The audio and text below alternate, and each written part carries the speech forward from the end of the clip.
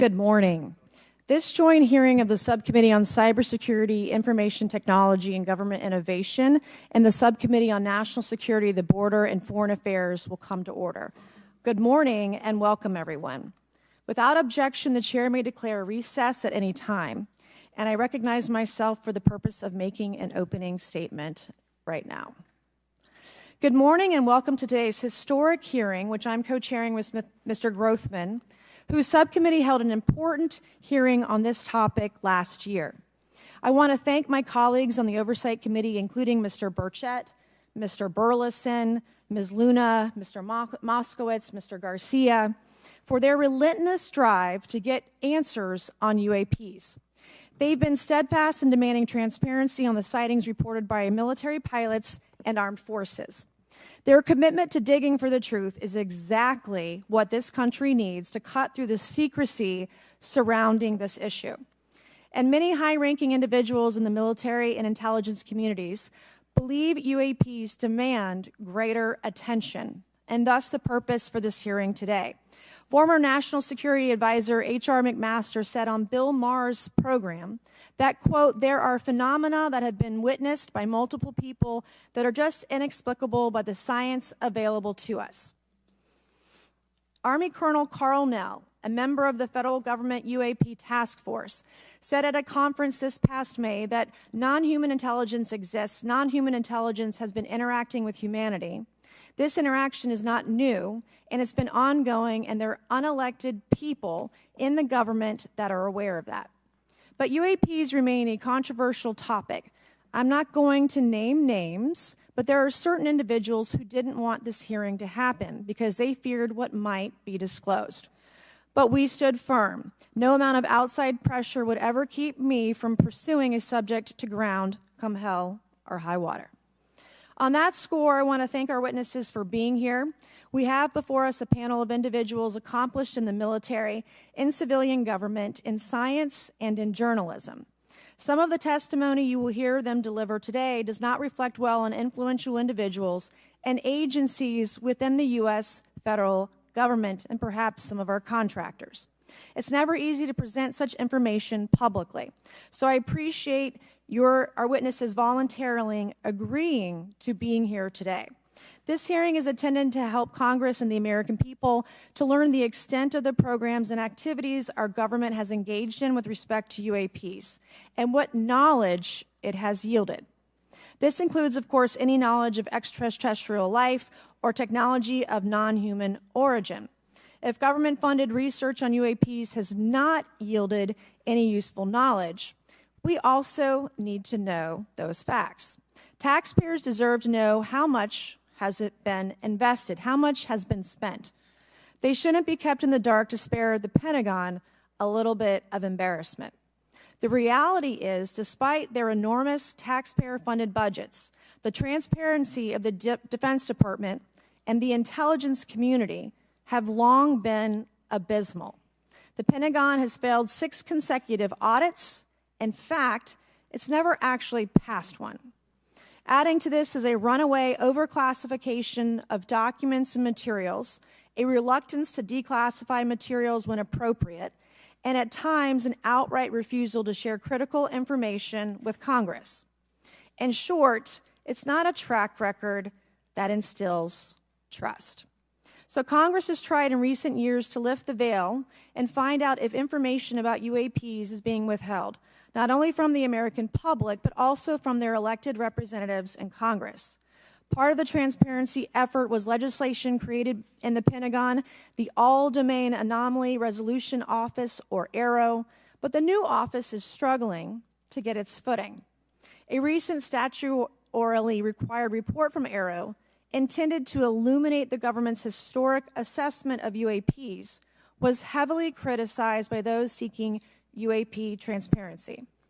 The report has stoked suspicions AARO is unable, or perhaps unwilling, to bring forward the truth about the government's activities concerning UAPs. I'm disturbed that AARO itself lacks transparency. Even its budget is kept from the public. So if there is no there, then why are we spending money on it, and by how much? why the secrecy? If it's really no big deal and there's nothing there, why hide it from the American people? Because I'm not a mathematician, but I can tell you that doesn't add up. I expect some of our witnesses to share their views on that AARO report. We will also hear from the witnesses today allegations of UAP-related misinformation and disinformation by government officials of which they are personally aware and directly experienced. And we will hear testimony today concerning recent revelations about a purportedly secret UAP program whose existence and findings may have been improperly withheld from Congress. But before we get to the witnesses, we're going to have a few more opening statements from our colleagues. And one thing I wanted to add at the end of my closing statement is there is a document that will be entered into the congressional record today. Mr. Tim Burchett from Tennessee has this document, and we just distributed it to every member up here on the dais of this document. But this is going to be the original document from the Pentagon about Immaculate Constellation that Michael Schellenberger delivered to Congress today. So thank you, Mr. Schellenberger, for this information. We are all reading it in real time now, and Mr. Burchett will enter it into the record. But 12 pages about this unacknowledged special access program that your government says does not exist. So with that, I would acknowledge my colleagues, Mr. Garcia. I want to say, first of all, to Mr. Connolly, who cannot be here today, the ranking member on my subcommittee on cybersecurity, I want to say that I was greatly saddened to hear about the recent news of Mr. Connolly's cancer diagnosis, and I want to convey to him and to all of our colleagues, we wish our very best to you and a full and speedy recovery. And with that, I would acknowledge Mr. Garcia for 5 minutes. Thank you. Thank you very much, Chairwoman. And I want to thank the Chairwoman and the Chairman both for their continued support and really treating this discussion and these hearings in a way that's bipartisan. I think one thing that's very important for all of us that are interested in the conversation around UAPs is that this is an area that both Republicans and Democrats, where we may disagree in a lot of other spaces, this is an area where bipartisanship is really important. And in fact, I would add it's critical that we all continue to work together in a way that moves forward with the truth and important disclosure. So we're here to have a bipartisan and serious conversation, I believe, about our national security. We should always ground these conversations in facts, evidence, and the data in front of us. I want to note that we have our witnesses here, and I want to thank you all for being here, and note that also amongst you have folks that have also served us in our military. And I know that for many of you, this has been a difficult process, but I'm very grateful to have you with us today, and thank you for joining us. I also want to note that today's hearing builds on a quite, I think, also historic public hearing that we had many months ago that Mr. Grothman and others helped lead in this very same hearing room, where I believe we began a really important public conversation about UAPs. And so I want to thank him for that, and I especially want to thank Chairwoman Mace for her continued advocacy on this topic. I also want to start with some facts.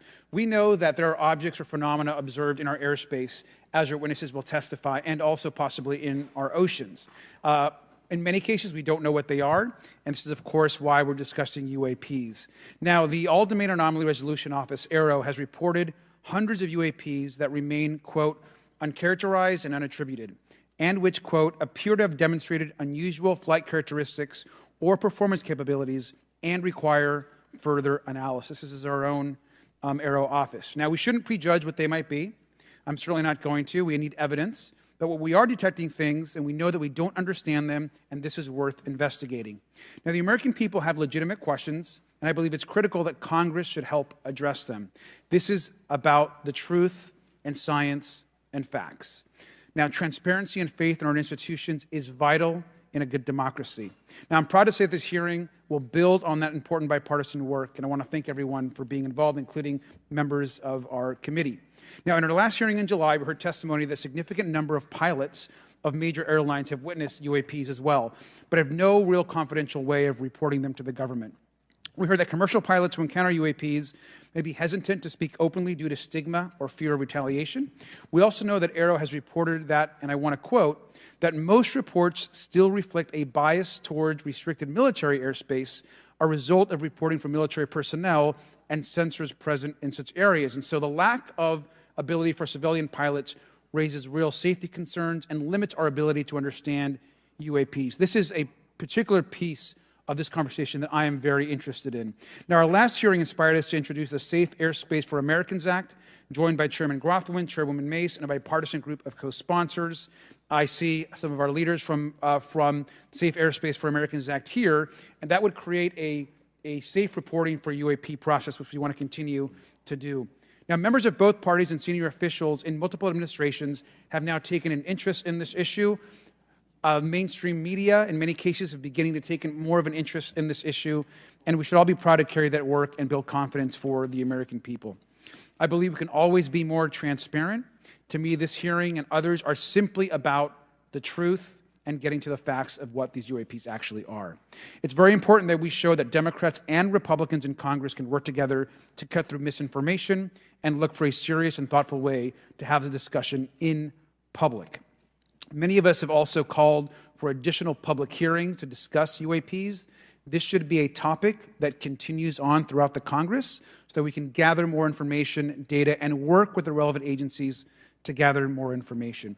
Finally, just want to add that those that are here on this dais, many of us have participated also in classified briefings as well, and where we have also gained a lot of important, I think, and interesting information, at least I personally have. And so with that information, we want to continue today's hearing, and I thank all of our witnesses for being here. And with that, I'd like to yield back. Thank you, Mr. Garcia, and I'd now like to recognize Mr. Grothman for a 5-minute introduction. Thank you. Good morning. I'd like to thank our witnesses for being here one more time. This is a topic I've been interested in since 8th grade. I'd like to thank Ms. Mace for working with me on this topic and for making this a joint subcommittee hearing. Last year, the Subcommittee on National Security, the Border and Foreign Affairs held an historic hearing to understand the potential national security risk of unidentified anomalous phenomena, or UAPs. We heard from former Navy Commander David Fravor, who shared firsthand experience with a UAP engaged while on duty in the Pacific.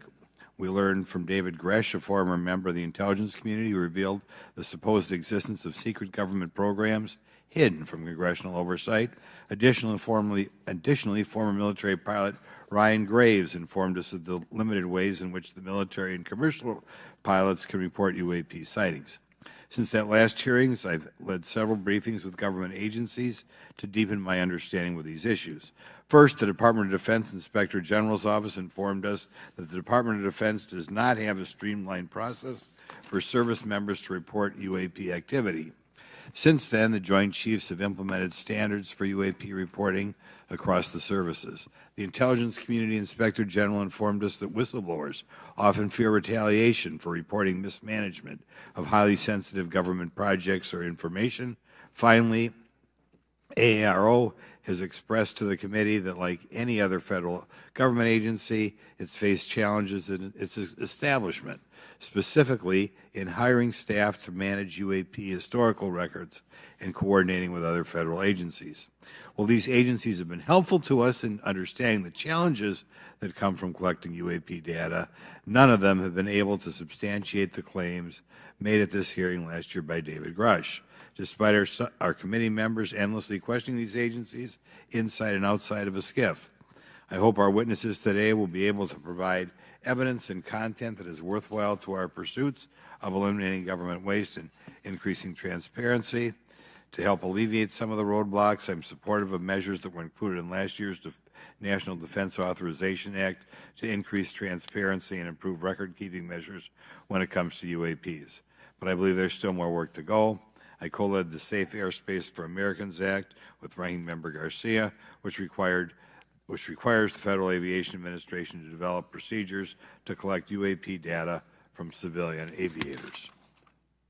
I look forward to working with members of Congress to see that this legislation and other UAP legislation crosses the finish line. I'm deeply alarmed by the reporting of the massive drone swarm that flew over Langley Air Force Base in Virginia last December. Langley is the home of the 1st Fighter Wing, which maintains half of the F-22s in the U.S. Air Force inventory. Reports of this incident indicate these drones were roughly 20 feet long, flying more than 100 miles an hour at an altitude of over 3,000 feet. yet the origin of these drones and their operators remains a mystery. This incident and other sightings near sensitive military installations highlights the complexity of the UAP challenge facing our intelligence, defense, and homeland security committees. Whether these phenomena are the result of foreign adversaries developing advanced technologies or something else entirely, we must take them seriously, investigate them thoroughly, and assess their implications on national defense. The repeated UAP sightings around sensitive military sites underscores the need for innovative defensive strategies beyond traditional measures. They also highlight the urgent need for updated policies to address emerging threats as well as more effective interagency cooperation and intelligence sharing. However, none of this is going to be possible without transparency. For far too long, critical information about UAPs has been either classified or ignored, leaving the American public and key congressmen without clarity needed to make informed decisions. Declassifying reports and fostering a more open dialogue about UAPs will not only increase the public trust, but also encourage collaboration between government, the scientific community, and our allies. Quite frankly, there's been things that have been kept secret that is, I think, old enough that there is no reason it shouldn't be released, regardless of any so-called, private information. A transparent approach will allow us to share insights, identify patterns, and develop new strategic defenses. As we continue to investigate these phenomena, we must do so with a mindset of protecting our country, advancing scientific discovery, and upholding the trust of the American people, who right now I don't think have trust, and it's just obvious I don't have trust. We cannot shy away from the unknown, especially when the stakes are so high. I look forward to discussing these matters with the witnesses today. I'm hopeful we can learn from the testimony and come out of this hearing with actionable ideas to advance UAP transparency. Actually, the idea is just to say, in my mind, go back 15 years and everything has to be released. I'm hopeful that we can learn from their testimony and come out of this hearing. And with that, I yield back. Thank you. I will now recognize Mr. Moskowitz for a 5-minute introduction. Thank you, Chairwoman. Good morning, everyone. I first want to thank the chairs and ranking members for holding the hearing today on this topic and, again, having a second hearing. I want to thank the witnesses for coming forward today to share your expertise on UAPs and the need to build trust through transparency. But first, I want to mention, you might be wondering why Chairman Comer has allowed me to be a ranking member today, but it's really only because our dear friend, Jerry Connolly, is not here. As Chairwoman Mace mentioned, he was diagnosed with esophageal cancer, and all of us on this committee know Jerry, and he's a fighter, and we're praying for him and hoping for his speedy recovery. So today's hearing marks this committee's second meeting dedicated to UAP transparency.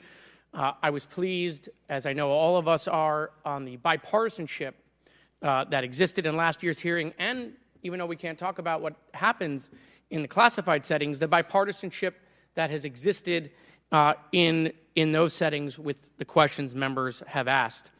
Last year's hearing was a great example of open dialogue about UAPs, and we must remain committed to sharing information with the American people. And I think you see that commitment based on the people here and the commitment across the political spectrum. I personally have worked with multiple members of this committee, but I want to particularly thank Congressman Burchett, Mace, Luna, and Garcia for working on bipartisan pieces of legislation. In recent years, Congress has taken numerous bipartisan steps towards greater transparency. In 2022, in the NDAA, we created the All-Domain Anomaly Resolution Office to investigate unidentified flying objects. Following AARO, along with ODNI, released an unclassified report on UAP sightings. Of the 366 sightings included in the report, 171 remain uncharacterized, with some of these appearing to have demonstrated unusual flight characteristics or performance capabilities. That's a nice way of saying we don't want to tell you what they are. In March, AARO revealed a report on the historical record of U.S. government involvement with UAPs, which covered investigatory efforts going back from 1945 to the present day. Earlier this year, I joined Congressman Burchett to introduce the UAP Transparency Act, which would require the declassification of all documents related to UAPs with many other members of this committee. In fiscal year 2024, the NDAA required the National Archives and Records Administration to establish the Unidentified Anonymous Phenomena Records Collection. This collection will include digital copies of all unidentified UAP records that can be publicly disclosed. This commitment in transparency is vitally important, and unnecessary overclassification has led to a void of information, which has allowed theories over the decades to foster. When the American people and members of Congress ask, are reports of UAPs credible, we're met with stonewalling. We're met with responses of, I can't tell you. And in fact, we're met with people not wanting us to have hearings. We're met with people not wanting us to ask you questions. In fact, many of us were told not to ask some of you certain questions on certain topics. In a time of heightened distrust of our government institutions, I believe more transparency is not only needed but is possible. And obviously we can respect national security limits, but we also have to provide our constituents with the information and oversight that they have tasked us for. As part of this, government agencies must maintain open lines of communication with members of Congress. And there are regular questions that Americans have. What are UAPs? Are they real? Are they ours? How has this technology been developed? How do they get funded? Right? And now we've seen this has gone from a long time ago where you could discredit people because it's some guy living in a Winnebago. You're able to see people now, these are pilots, these are military, these are folks with serious backgrounds. This has changed the face of this because now we have video. People will have questions. We know there are advanced technology programs. Almost 15 years ago, one of those came out of Area 51 to go after Osama bin Laden. And the only reason we know about that is because one of those helicopters was downed. Americans have questions about whistleblowers who have come forward to talk about retribution.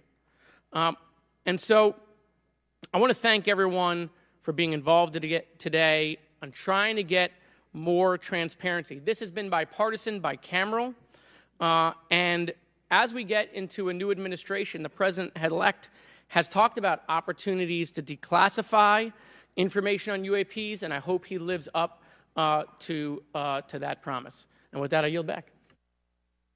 Okay, thank you, Mr. Moskowitz. And I would now, committee staff asked me to go ahead and I will do it, to enter into the congressional record this 12-page document that Michael Schellenberger brought today that describes the Immaculate Constellation government program.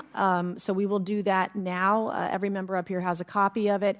The first section talks about the unacknowledged special access program called Immaculate Constellation, and the second section about USG imagery intelligence. And Representative Luna just told me if I say Immaculate Constellation, I'll be on some list, maybe a FISA warrant. So come at me, bro, I guess. But without objection, entered in the record. All right, so next we will introduce our witnesses for today's hearing. Thank you so much for being here. Our first witness is retired Rear Admiral Tim Gallaudet, who retired from the U.S. Navy and is now the Chief Executive Officer at Ocean STL Consulting.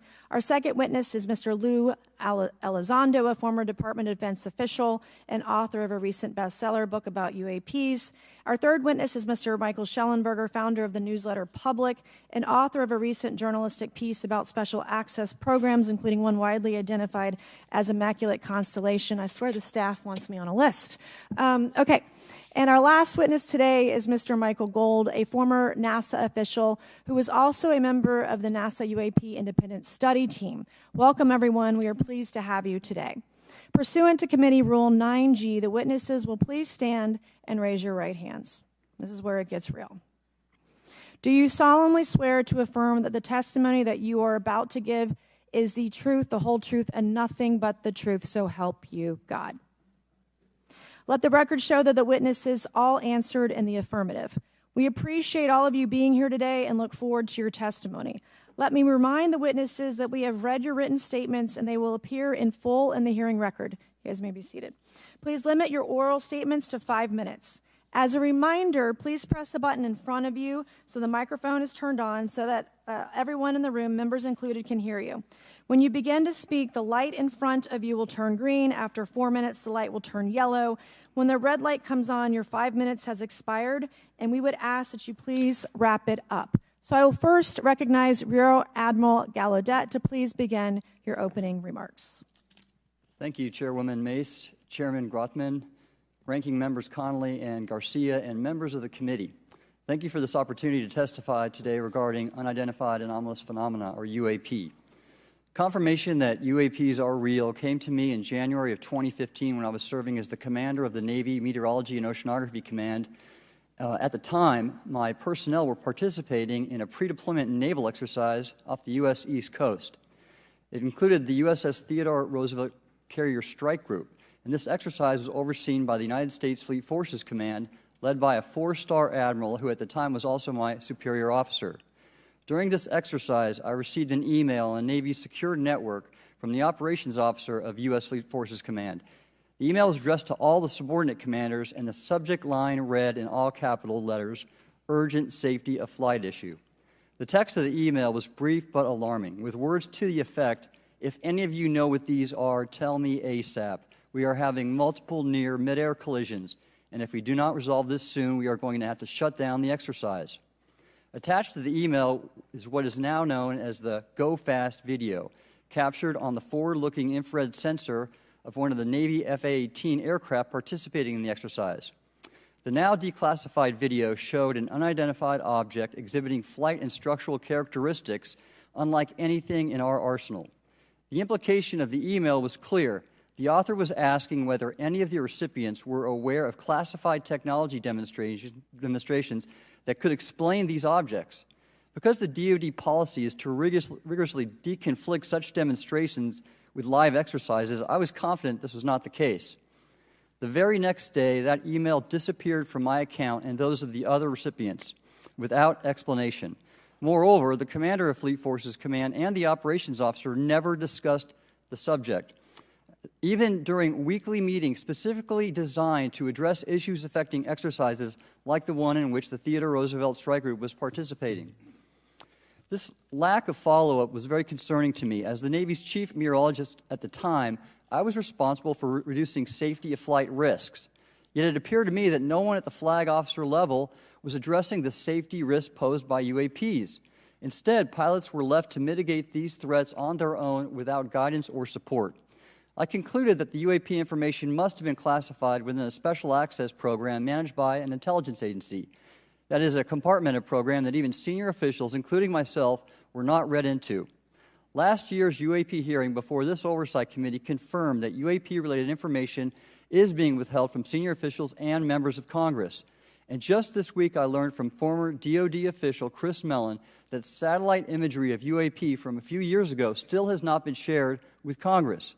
Equally concerning, last year's UAP hearing also revealed that elements of the government are engaged in a disinformation campaign to include personal attacks designed to discredit UAP whistleblowers. Having never signed a non-disclosure agreement regarding UAPs, and now as a private citizen, I've become an advocate for greater UAP transparency from the government. The continued overclassification surrounding UAPs has not only hindered our ability to effectively address these phenomena, but has also eroded trust in our institutions. While I applaud previous bipartisan legislation passed by Congress concerning UAPs, a more comprehensive approach is needed to address the broader implication of UAP on public safety and national security, as well as the socioeconomic opportunities that open UAP research could unlock. Therefore, I recommend Congress take the following action, which I believe will receive bipartisan support. First, establish robust oversight of the executive branch's management of UAP information by directing key officials, beginning with the director of the DoD's All-Domain Anomaly Resolution Office, to provide comprehensive briefings on what the government knows about UAP and does not know. Two, enact the provisions of the UAP Disclosure Act that establish a UAP Records Review Board to ensure independent oversight, transparency, and accountability in the government's handling of UAP information. And three, strengthen the UAP Disclosure Act and future reauthorizations with provisions that mandate a whole-of-government approach to addressing UAP. In closing, I will share my personal reasons for speaking out on this topic. First, as a former science agency leader, having led the National Oceanic and Atmospheric Administration, I've always sought the truth in human knowledge and thought. Now that we know UAP are interacting with humanity, and these include unidentified submerged objects in the ocean, we should not turn a blind eye, but instead boldly face this new reality and learn from it. Additionally, at a time when leaders in government leave much to be desired, I feel obligated to show moral leadership on this issue of UAP disclosure by validating the credibility of the courageous men and women who have come out as witnesses and whistleblowers to expose the truth.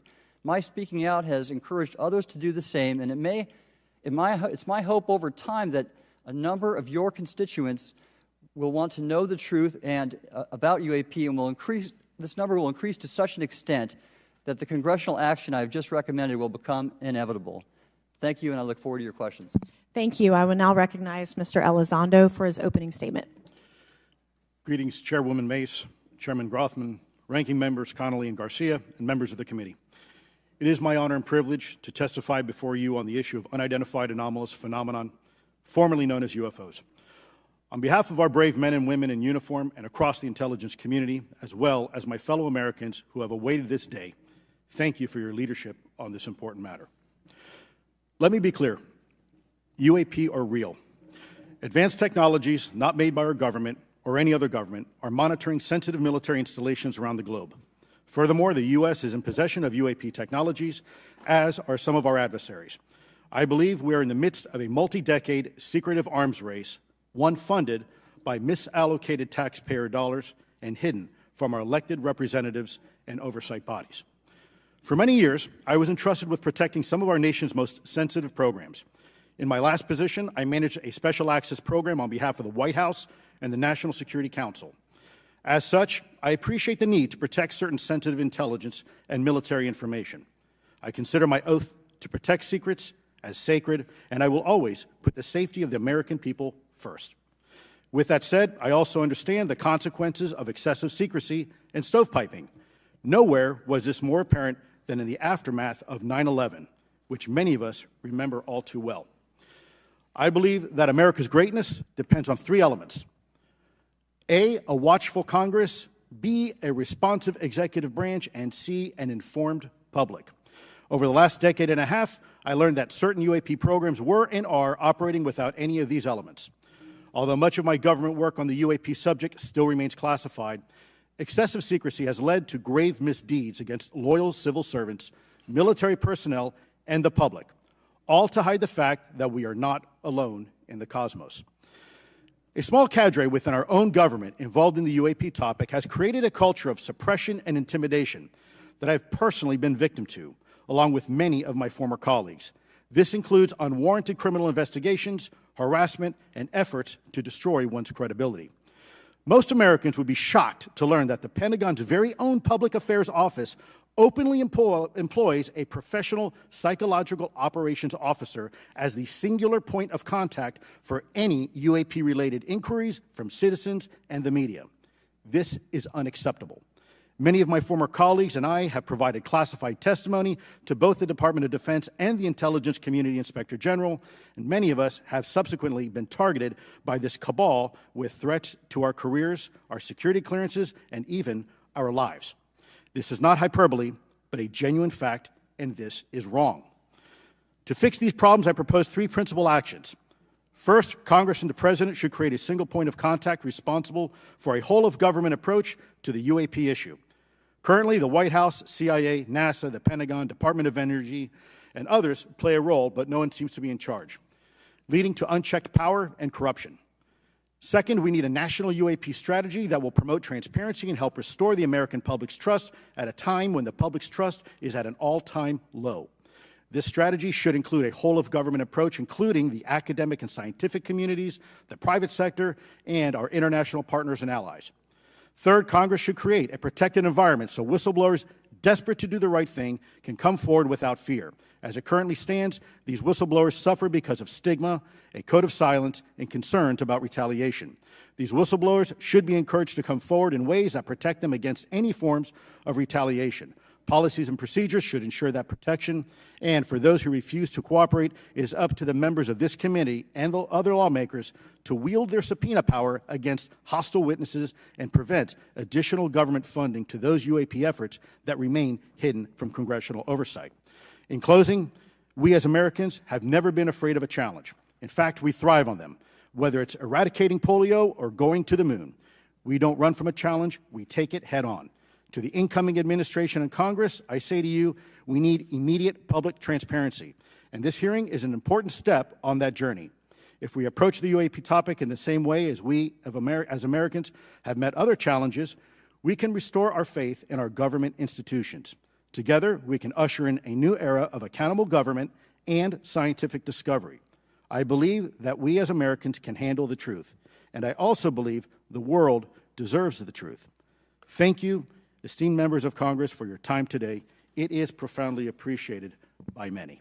Thank you. I ask unanimous consent for Representatives Ogles of Tennessee and Boebert of Colorado to be waived onto the subcommittee for today's joint subcommittee hearing for the purpose of asking questions. Without objection, so ordered.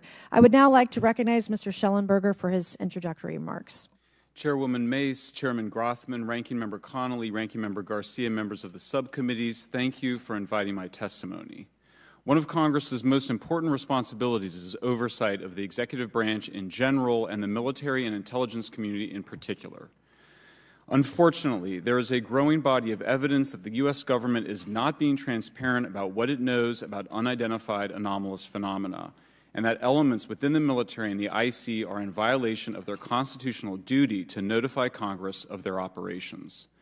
President-elect Donald Trump and former President Barack Obama have both said that the government has information about UAPs that it has not released.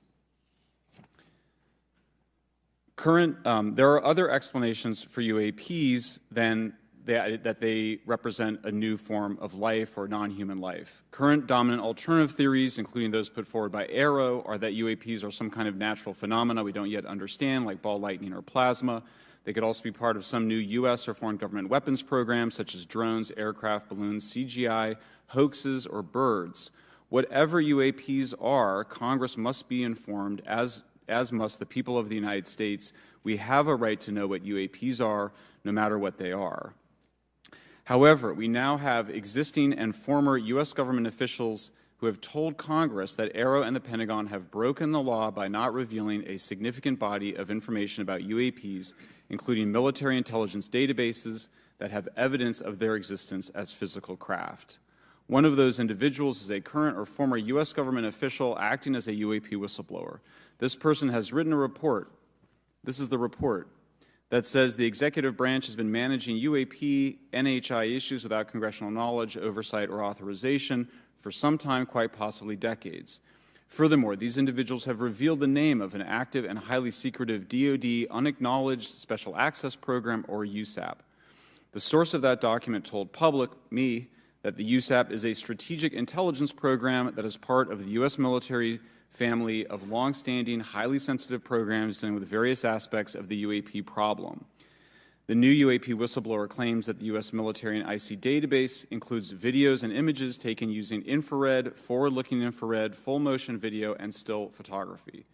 The report that was just shared with Congress says Immaculate Constellation serves as a central or parent USAP that consolidates observations of UAPs by both tasked and untasked collection platforms. Immaculate Constellation includes high-quality imagery intelligence and measurement and signature intelligence of UAPs, the whistleblower's report adds. The sources of this intelligence are a blend of directed and incidental collection capabilities, positioned in low Earth orbit, the upper atmosphere, as well as military and civilian aviation altitudes and maritime environments. The report to Congress details in detail various UAPs, including spheres, orbs, disks, saucers, ovals, triangles, boomerang, arrowhead, and irregular organic. The report describes various incidents found in the human intelligence databases. One involved orbs surrounding and forcing an F-22 out of its patrol area.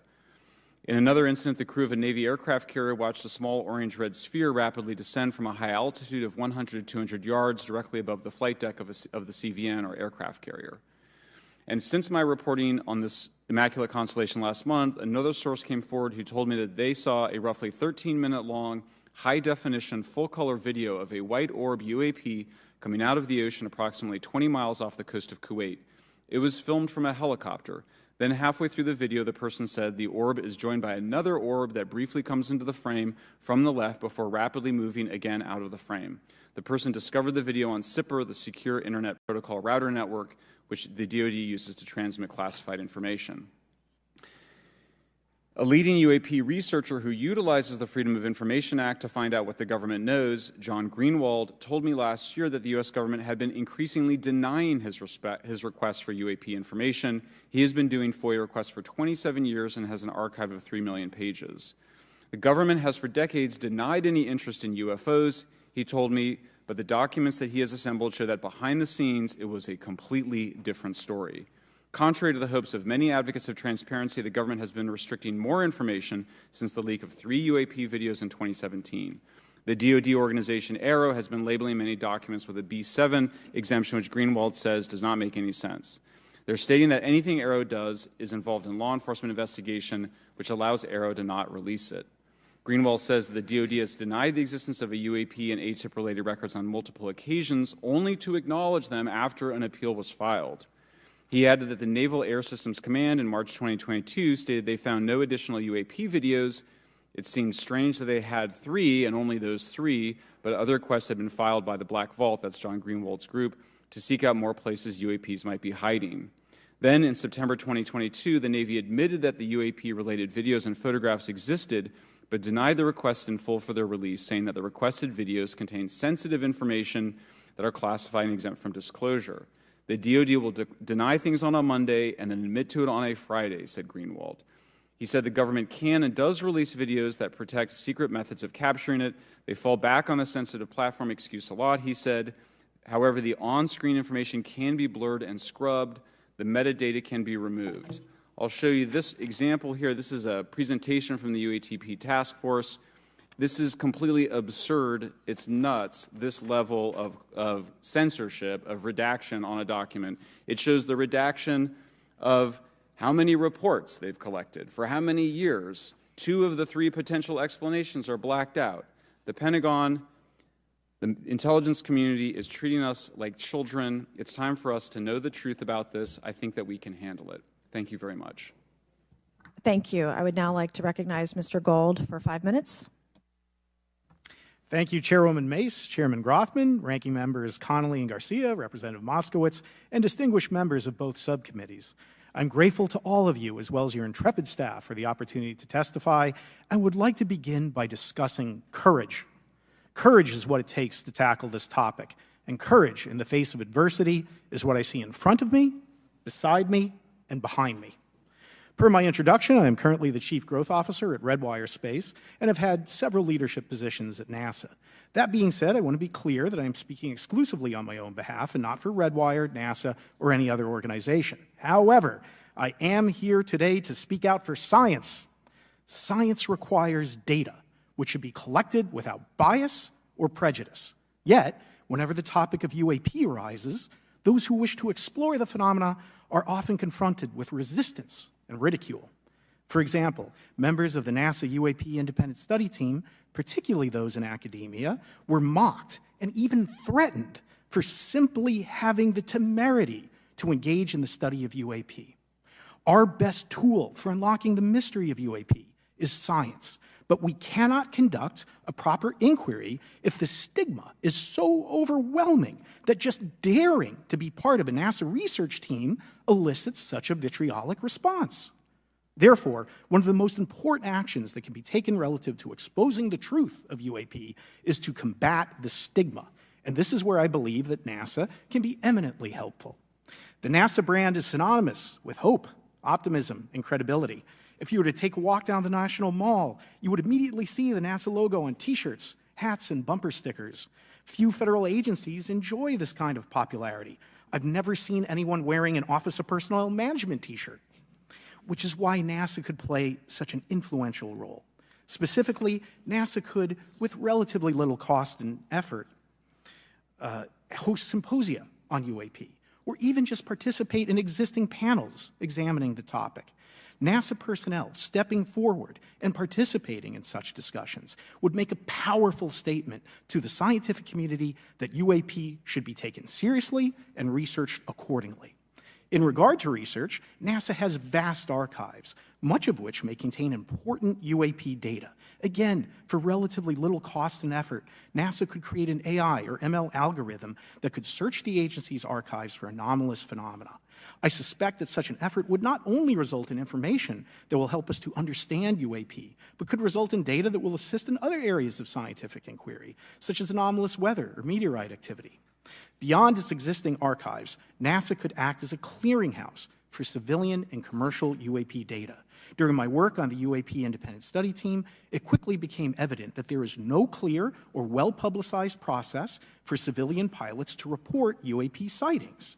The stigma associated with UAP hampers the number of pilots that would report such phenomena, but even for those who overcome the stigma, I believe the current FAA guidance is largely unknown and poorly understood. In order to effectively collect UAP data, the independent study team recommended the use of NASA's Aviation Safety Reporting System, or ASRS.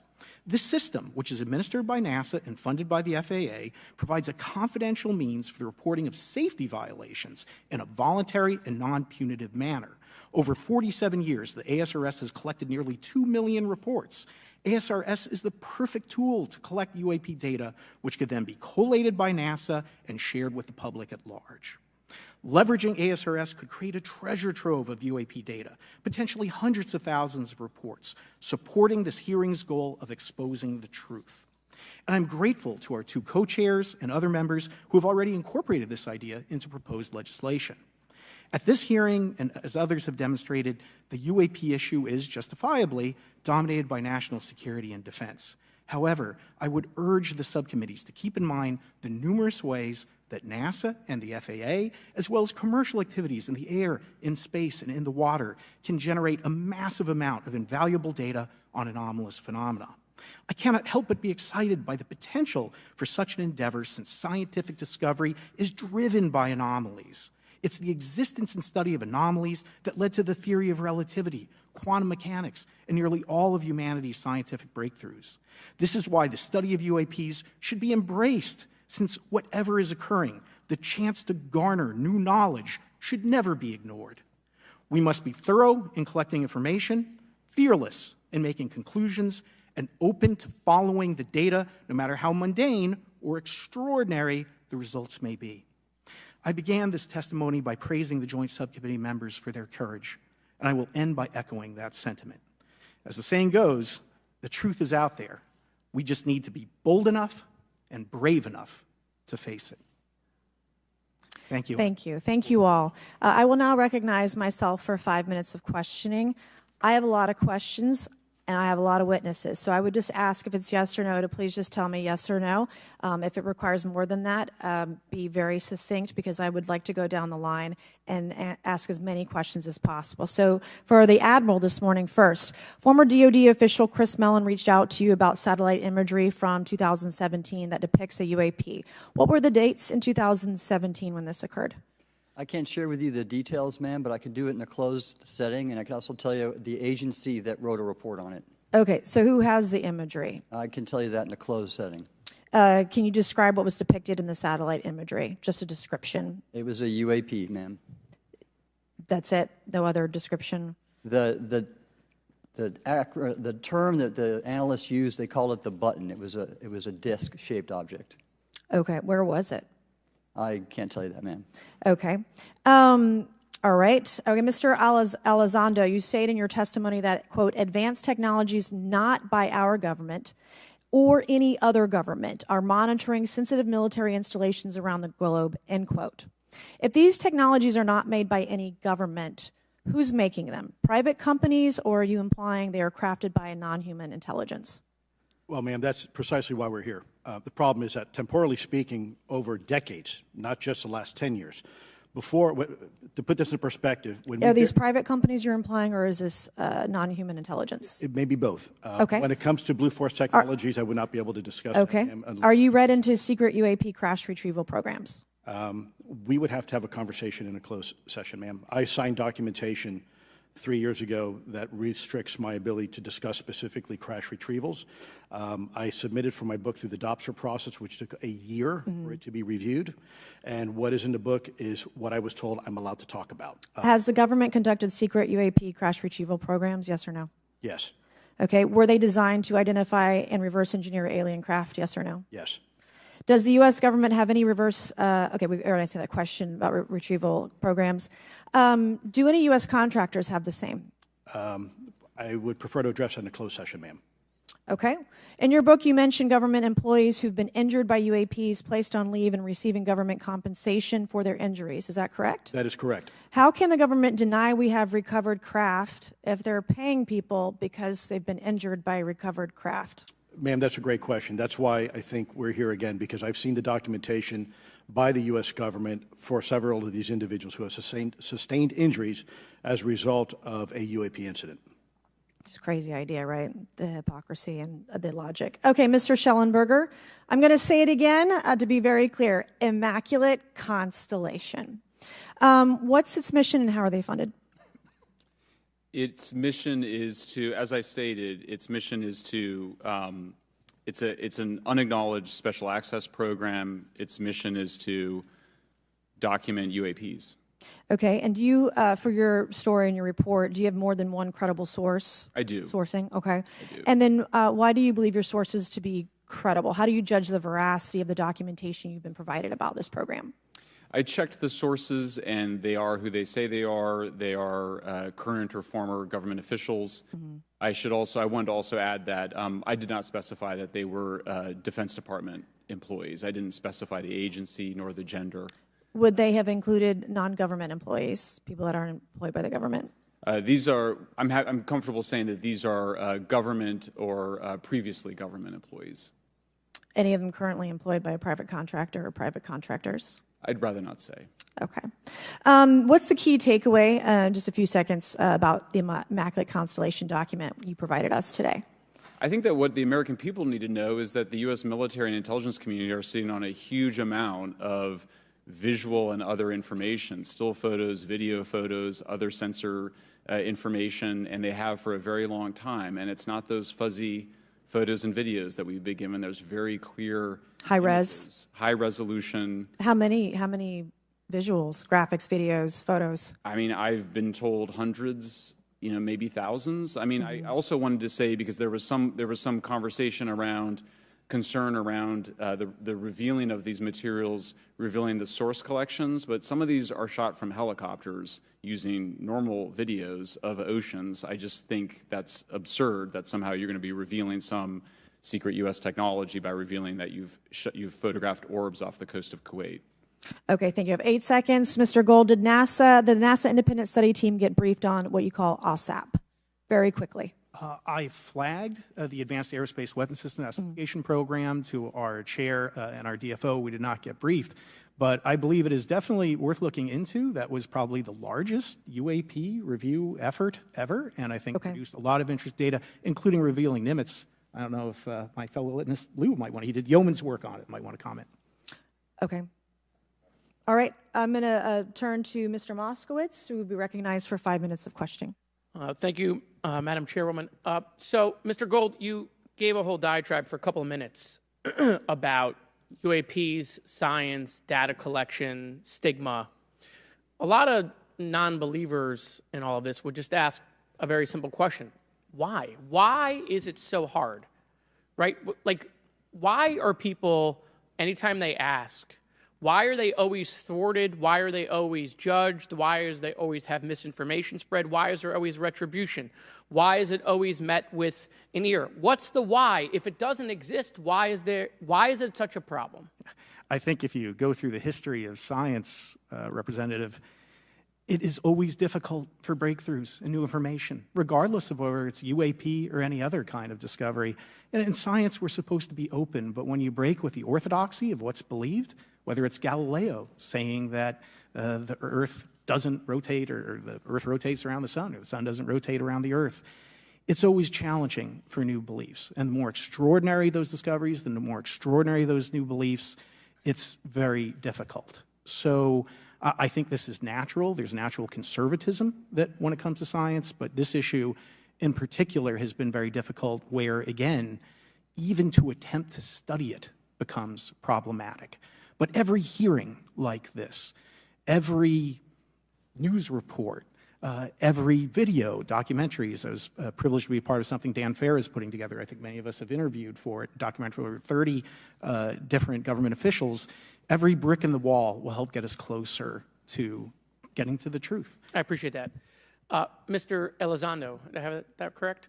Sir. I'm a recovering lawyer, so I'm going to put my hat on for a second. You said you signed a document. Love that.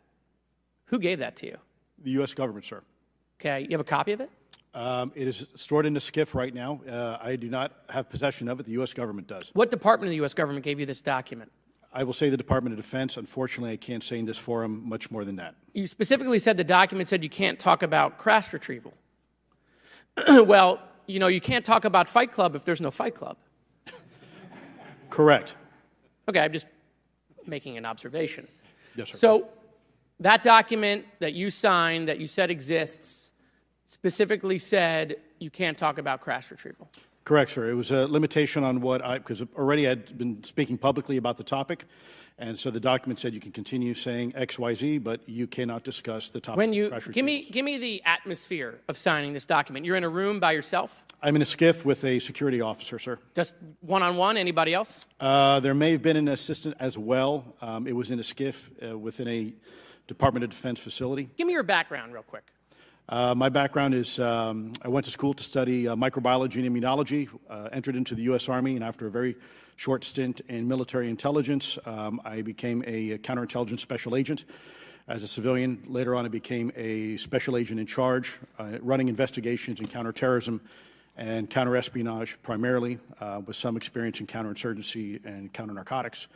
And then in 2009 timeframe, when I came back to the Pentagon after a tour with the Director of National Intelligence, I quickly became part of a program that was originally called OSAP that evolved into the program now called ATIP, which is where those videos that we now see, the Go Fast, the Gimbal, the FLIR, that was part of our effort, sir. Right. So you're not some conspiracy theorist. You actually have a legitimate background. Well, sir, I'm certainly not a conspiracy theorist. I'm fact-based, just say facts. So when you're in this room, I want to paint the picture for everybody. You're in this room, you're by yourself, you're in a SCIF, you're handed a document. How long is the document? It's about a page front and back. So basically you have some things they call trigraphs, which I cannot, again, talk to. How long were you given to sign the document? As long as I needed, sir. And what if you didn't sign it?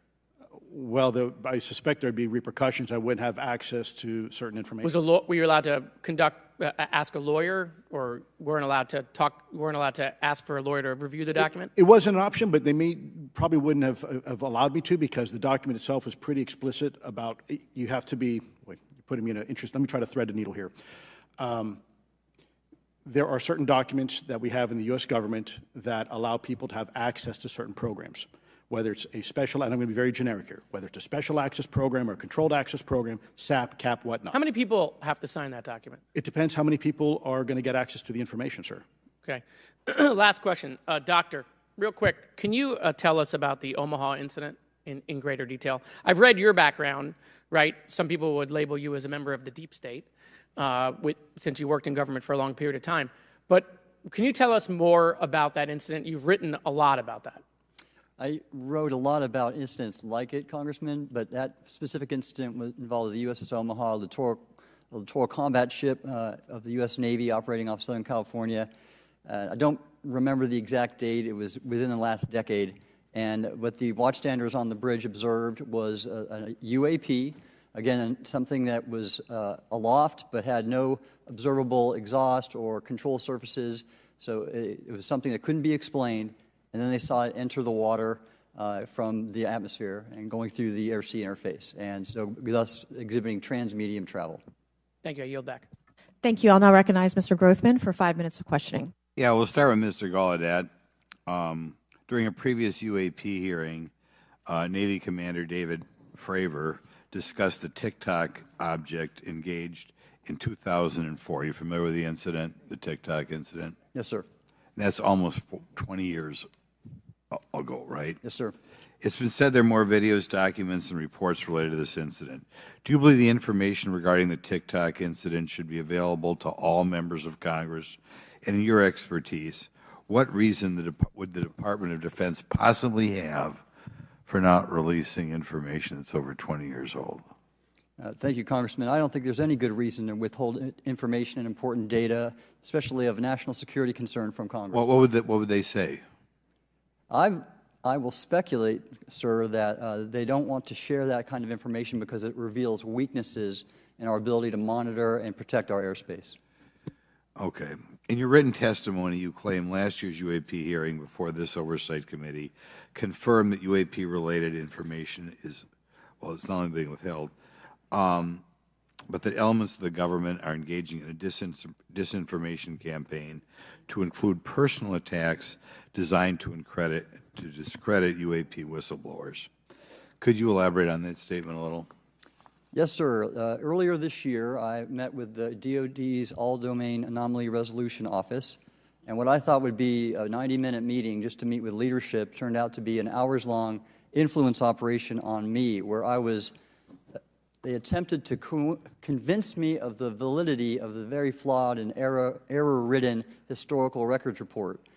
In addition, they tried to have me question very valid UAP reports like the Tic Tac incident, and even coming to stating possibly that the Tic Tac was American technology. And then, of course, if you ask David Fravor or Alex Dietrich, the two witnesses, they were convinced it was otherwise. And then, and they also cast discredit on various UAP whistleblowers and witnesses to question their validity and credibility as witnesses. Okay. We'll go to Mr. Elizondo. Hope I got that right, or not at least Close not enough, that sir. right. You're familiar with the recent drone incursion over Langley Air Force Base? Yes, sir. The owners of these drones remain unclear. The U.S. military has not been able to give us in Congress an answer. Given your experience with the Department of Defense and the intelligence community, how frequently are UAP sightings over military installations? And secondly, I suppose hypothetically you could have incursions over just, say, regular airports. Is it obvious these incursions are more likely over military facilities than just a random airport out there? Yes, sir. There's definitely enough data to suggest that there is certainly some sort of relationship between sensitive U.S. military installations, also some of our nuclear equities, and also some of our Department of Energy sites. There is a long historical record that some of your colleagues may have, documentation that demonstrates this. This is not a new trend. This has been going on for decades, and that information's been obfuscated, unfortunately, from folks like you in this committee. And I think that's problematic because ultimately, at the end of the day, we have a significant situation here. We have something that can enter into U.S. airspace completely with no attribution. And how long has this been going on? Sir, decades. And there's information that will hopefully be entered into the record. Can you think of any possible reason why they can't release any information they have on something, say, 15 or 20 years old? Sir, if I could echo my colleague here, Admiral Gallaudet, I think one of the big issues that we have in the intelligence community, Department of Defense, is we don't want to broadcast any potential vulnerabilities or weaknesses in our national defense systems or on intelligence collection platforms. Therefore, when you have a conversation where you address a problem for which there is no solution, it makes that a very uncomfortable conversation to have. Okay, we'll switch to Mr. Schellenberger. The primary reason you're here today is because you published an article on the news publication that you own called Public, right? Alleging that a new unnamed government whistleblower has come forward asserting that a highly classified program exists dedicated to recovery and reverse engineering of UAP technologies. Can you give us what specific evidence you have or that your source provided you to substantiate the claims about the existence of the Immaculate Constellation program? Well, you have the report in front of you now, so you can see it for yourself. I checked the report, and I did not find it based on existing cases. It was new cases for me. I hadn't found anybody. So that answered for me that it was not obviously circular reporting, which is one of the big concerns in this space.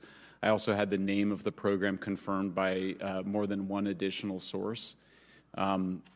So yeah, and then of course I checked to make sure that the source was who they claimed to be. Okay. I should also say that when I said before it was this database, it is a much broader program than that. It also includes human intelligence, and then, as you mentioned, the retrieval and the reversal. Any knowledge of what country these things originated in? No, I have no idea. Okay. Okay, I will now recognize Mr. Burchett for 5 minutes of questions. Thank you, Chair Lady. I request unanimous consent to enter into the record documents provided to us regarding legacy UAP programs and psychological operations. Lou Elizondo. So ordered. I also want to thank my buddy Jeremy Corbell for providing us documents and access to some whistleblowers. Mr. Elizondo, what is your last position with the federal government? Sir, I was the Director of National Program Special Management Staff managing a White House Special Access Program on behalf of the National Security Council. How would you characterize UAPs? An enigma, sir, and a frustration. We're talking about technologies that can outperform anything we have in our inventory. And if this was an adversarial technology, this would be an intelligence failure eclipsing that of 9/11 by an order of magnitude. Are there classified Department of Defense materials related to UAPs that you believe could be safely disclosed to the public without compromising national security? Yes, sir, I do. I would never, ever try to endorse providing some sort of information that could compromise what we call a blue force technology or capability. But I do believe there's a lot of information regarding this topic, and I've been very vocal about it, that should be shared not only with the public, but most importantly, with members of Congress. Are you familiar with my friend David Grush? Absolutely, sir. I had the privilege and honor of working with him myself several years ago at U.S. Space Force. Last year, as you know, he testified that the U.S. has run a multi-decade UAP crash retrieval and reverse engineering program. Would you agree with that? Yes, sir. Are there UAP programs operating without proper congressional oversight? 100%. What are they? Unfortunately, sir, I would have to have that conversation in a closed session. I know you said that. And a lot of people are frustrated with those kind of answers, but we're asking those kind of questions so you all know what the heck we're up against. You also mentioned in your opening statement that the Pentagon's Public Affairs Office employs a psychological operations officer as the singular point of contact for UAP-related inquiries. Why the heck would they do that? Sir, that's a great question. I would ask the Pentagon. There's a long history here of that individual providing misleading and false information to the public through various news outlets and media outlets in order to discredit this topic. I've personally been victim to it. We have the documentation to substantiate where this information has been absolutely inaccurate, that has been provided time and time again, and it turns out that that individual was also working with former leadership of Arrow at the time as well. And we punish them by giving them multi-million dollars more than they ask for every year. Admiral Gallaudet, you mentioned in your opening statement on an email you received from the operations officer of the Fleet Forces Command regarding unknown objects almost colliding with U.S. military planes. Did anyone respond with knowledge of what the objects were? I received no response, sir. Did the exercise get canceled? The exercise did not get canceled. Why do you think the commander of Fleet Forces operations officer never discussed the incident again? Sir, I'm speculating because I didn't have an exchange with him, but I believed it to be part of a special access program, the information and the video, which we have known now it was, and he realized he couldn't share that openly with the recipients of the email, and therefore the email was pulled from everybody's account. Again, tell us what happened to the email from the commander of Fleet Forces. The day after I received it, and all the other recipients received it, which were all the subordinate commanders of U.S. Fleet Forces, so 1- and 2-star admirals, including strike group commanders, the email was wiped or deleted from our accounts, and then no one talked about it. All right. Have you specifically had any experience with submersible objects? Sir, I've no personal experience, but I've had witnesses on submarines come to me and say they've seen on sonar data. Correct. Okay. Yeah, how would you characterize those, and how do they move? The one instance that was revealed to me was in the 80s on a nuclear-powered submarine, a ballistic missile submarine, that the object exhibited the characteristics of a Russian torpedo in terms of its speed of movement, and closing rate with the submarine, and then it slowed and followed the submarine slowly in its wake for a period of minutes, and then rapidly exited the scene. And nothing that we know of and technology-wise could replicate that. And the speed of these objects was faster than anything that we have or anybody else has that would be manned. Is that correct? It was on the order Underwater. of a torpedo. So Yes, sir. Yes, sir. But as it exited, Well, I don't exactly know how fast a torpedo is, but I expect it does better than my old outboard Scott Atwater, so I'll take that as a yes. Yes, okay. sir. Have you experienced any experience with the All-Domain Anomaly Resolution Office, ARROW?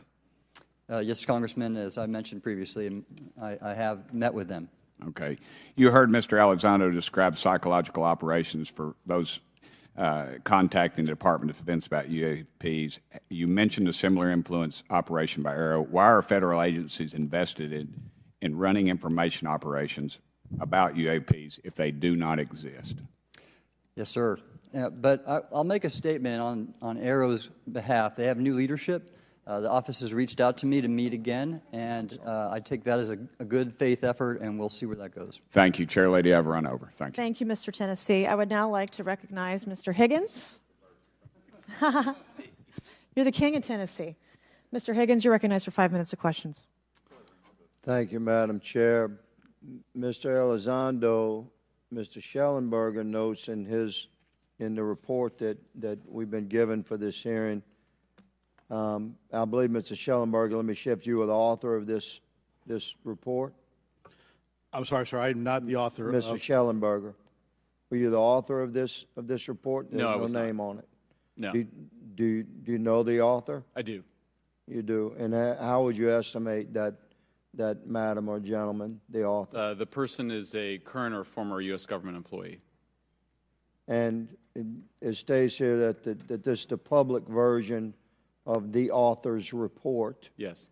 So where might one find the non-public version of the author's report? I don't know the answer to that. Would that be with the Department of Defense? I don't know. But you do know the author. I do. You know what the author's sources were? The author's sources are described in the report. These databases, the Immaculate Constellation. Right, but program. you expressed some confidence in the sources. I would. Earlier in I testimony, you expressed confidence. So do you know those sources? I do. Are they within the Department of Defense? I can't say. You can't say or you won't say? I won't say. Okay, why not? Because I protect my sources, and I think the reason. But you're not naming them. It's a big department. But many of us on my side of the aisle would say it's far too big. So you're talking about the Department of Defense, sources from within the Department of Defense? I'm not willing to reduce the Okay. potential universe of where my sources might be. Okay, moving on. In this report, Mr. Elizondo, for reference, several types of allegedly alien craft or possibly alien craft or unknown aerial phenomena, what we used to call UFOs, are described. Spheres and orbs, discs and saucers, oval or tic-tac, triangular shape, boomerang and arrowhead, and irregular or organic. Mr. Elizondo, does that summarize to you the types of craft that we're discussing today? Sir, that is a general morphology, historically speaking, of many UAP. So those descriptions are very different craft. Is it your assessment that they would come of different origins? It's possible, but it also could be in sense a matter of utility. And let me just state for the record, I never read the report that or the article that Mr. Schellenberger put out. The reason That's a good point. We're just referencing it. Yes, sir. For descriptive purposes for the American people. Mr. Schellenberger, in this report, it's striking to me that regarding the descriptions of experiences with these various craft, several of them include biological effects and several do not. Are you familiar with what I'm talking about? Yes. Okay, so spheres and orbs, triangular craft, and irregular or organic craft includes some descriptions of biological effects, including feelings of unease, electronic device malfunctions, long-term psychological effects such as anxiety or insomnia have been noted, feeling of being watched, a shared awareness with the triangle craft, and under the irregular and organic craft, biological effects include physical sensations of warmth or cold and unexplained smells and psychological distress. So these are very specific descriptions of the reactions of human beings, which allegedly have been noted from a study here, a report. All of those experiences would have been described by the sources that the author used. I'm not sure I understand your question. This is a very broad description of biological effects, and it's striking to me that they are present with relation to some types of craft, but absent in others. This would require a great deal of research and study. Can you explain that? My understanding is that this is the database is very large. It includes both the images, the videos, the still images, as well as the human intelligence, the reports, the raw data from individuals having these experiences. So in answer to your question, yeah, I mean, I think we're looking at a very large amount of data collected over many decades. And that data is held by the Department of Defense? Well, I will say that after I published, I was told that this program, that the USAP was actually managed by the Department of Defense but held at the White House. Roger but that. that's a single source, and I don't have multiple sources to verify that. Thank you, sir. I did my best to trick an answer out of you, but I was partially successful. Madam Chair, I yield. Thank you. I now recognize Mr. Frost for 5 minutes of questions. Thank you, Madam Chair. In addition to serving on this committee, the Oversight Committee, I also serve on the Science, Space, and Technology Committee, where we often discuss how essential data and evidence are used in science and used at departments such as NASA. During a hearing, NASA Administrator Nelson affirmed the importance of NASA in helping us to understand UAP. Mr. Gold, if the government doesn't have the data it needs on UAP because, say, someone who saw something is concerned about stigma, public backlash, et cetera, or maybe there's just not good systems in place, how are we supposed to ultimately figure out what's going on? Yeah, thank you for the question. And let me compliment Administrator Nelson that there wouldn't have been a UAP independent study team if it wasn't for his leadership and courage. We're talking about data and where we can get data from. As I described, NASA has whole archives of data, much of which I believe will likely have information that will help inform UAP. We need only look. And again, in an era with AI and ML, we can relatively quickly and easily go through it. So I think it's something that we should encourage NASA to do. However, per Chairman Grothman's comment about UAP focusing on national security sites, I believe there's something, sir, that you may have heard of called sensor bias. That because we've got more cameras, more monitoring of national security, we don't know how extensive UAP activity may be over civilian areas. And this is to the second part of your question where we're not collecting the data. We're not collecting sufficient data from pilots. We're not collecting sufficient data from civilian and commercial activities. And this is, again, where ASRS, I think, could substantially change that, get the data out there, and allow us to do good science. Yeah. Thank you. I mean, on the data, you know, I'm a really big proponent of transparency. But obviously, there's always a little bit of balance that we have to have in government on transparency as well. I mean, last year, NASA appointed a director of UAP research in response to the recommendation by the independent study team. In the final report, there's a quote, despite numerous accounts and visuals, the absence of consistent, detailed, and curated observations means we do not presently have the body of data needed to make definite and scientific conclusions about UAP.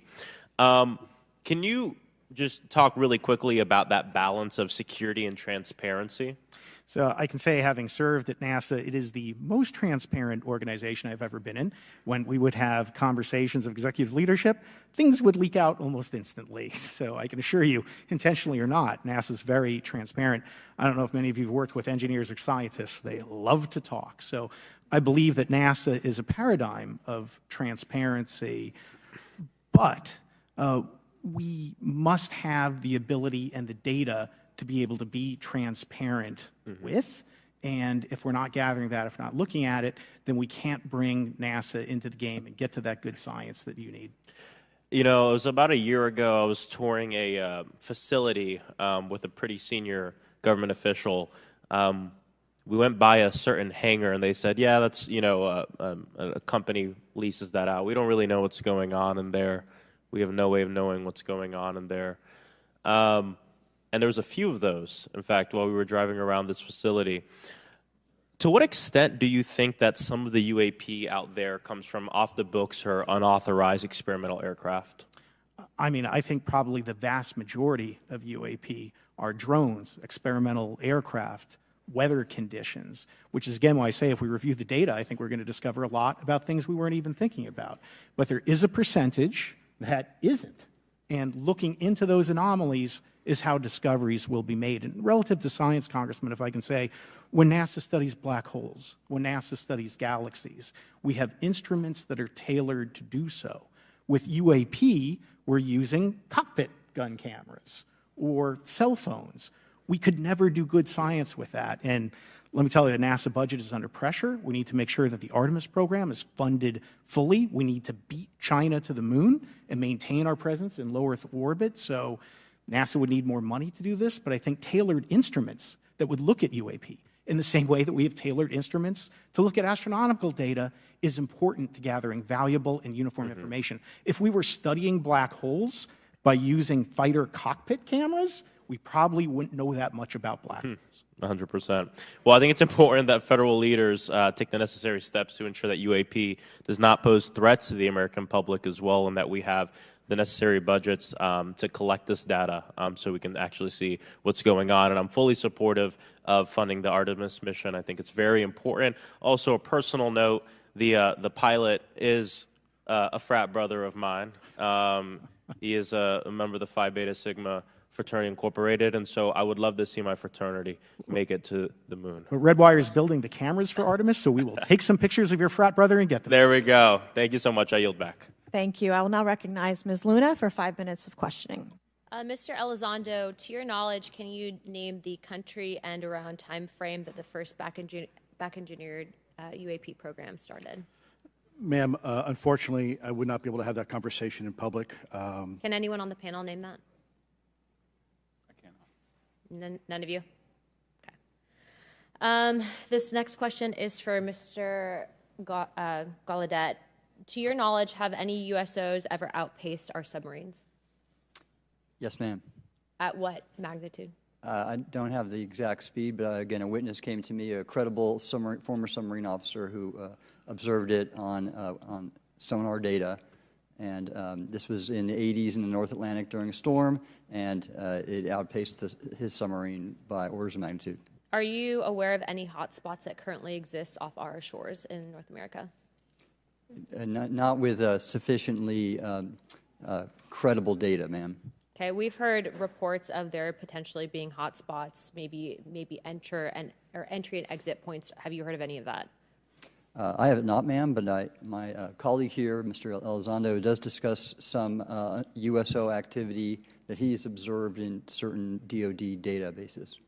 Mr. Elizondo, in regards to these aircraft being piloted by whatever they might be, non-human biologics, would you agree that it's likely that they are being piloted by some mind-body connection?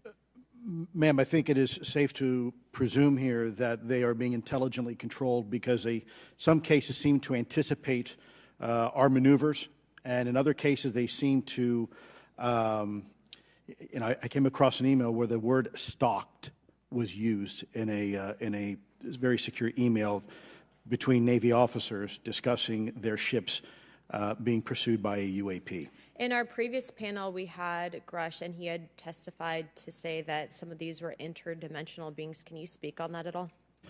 Ma'am, I'm not qualified, certainly as a scientist or otherwise, to speculate points of origin.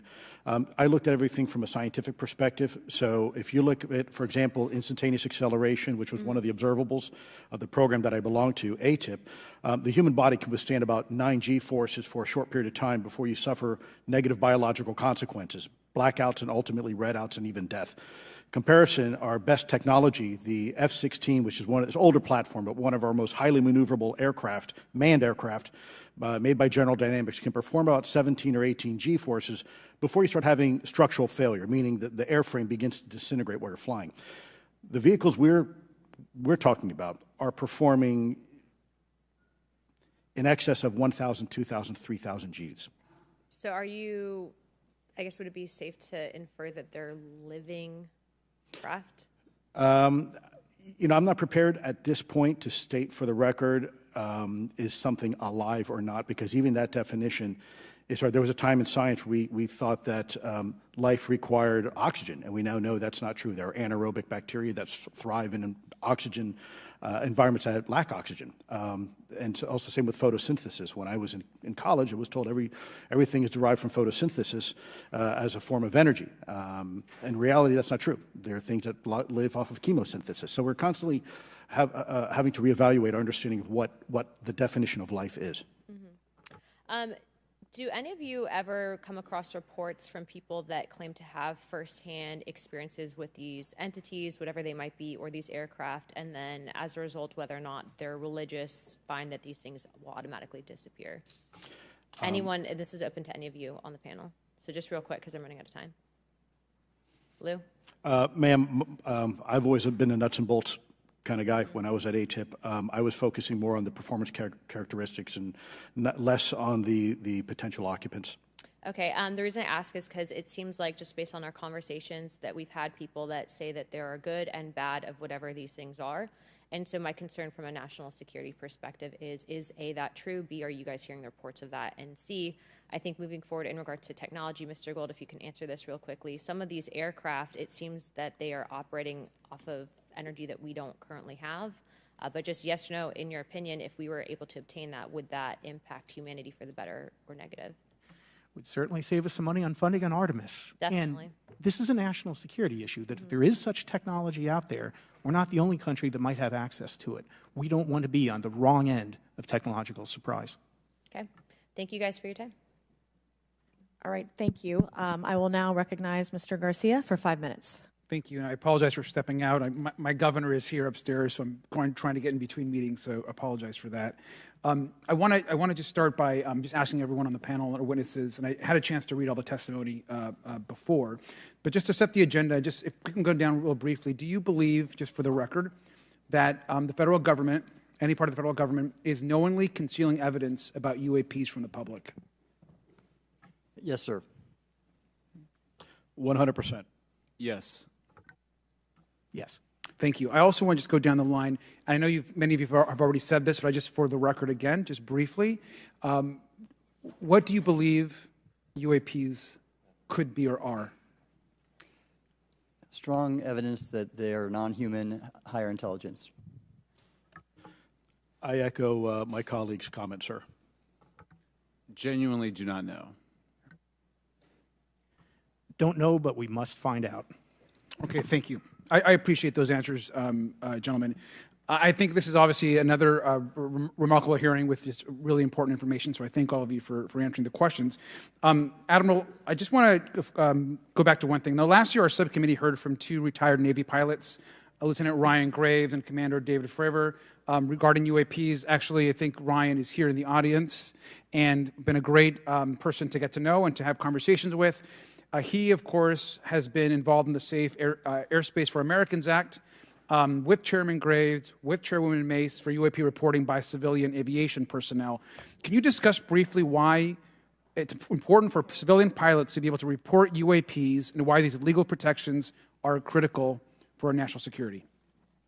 Yes, Congressman, thank you. And I did invite Ryan Graves is my guest, as I'm on his advisory board for the Americans for Safe Aerospace, and legislation that you supported and introduced, I fully support as well. And I think it's important that more civilian pilots, commercial pilots, report so we can better understand and learn and do research on UAP, as well as remove the stigma so more citizens report on what they observe.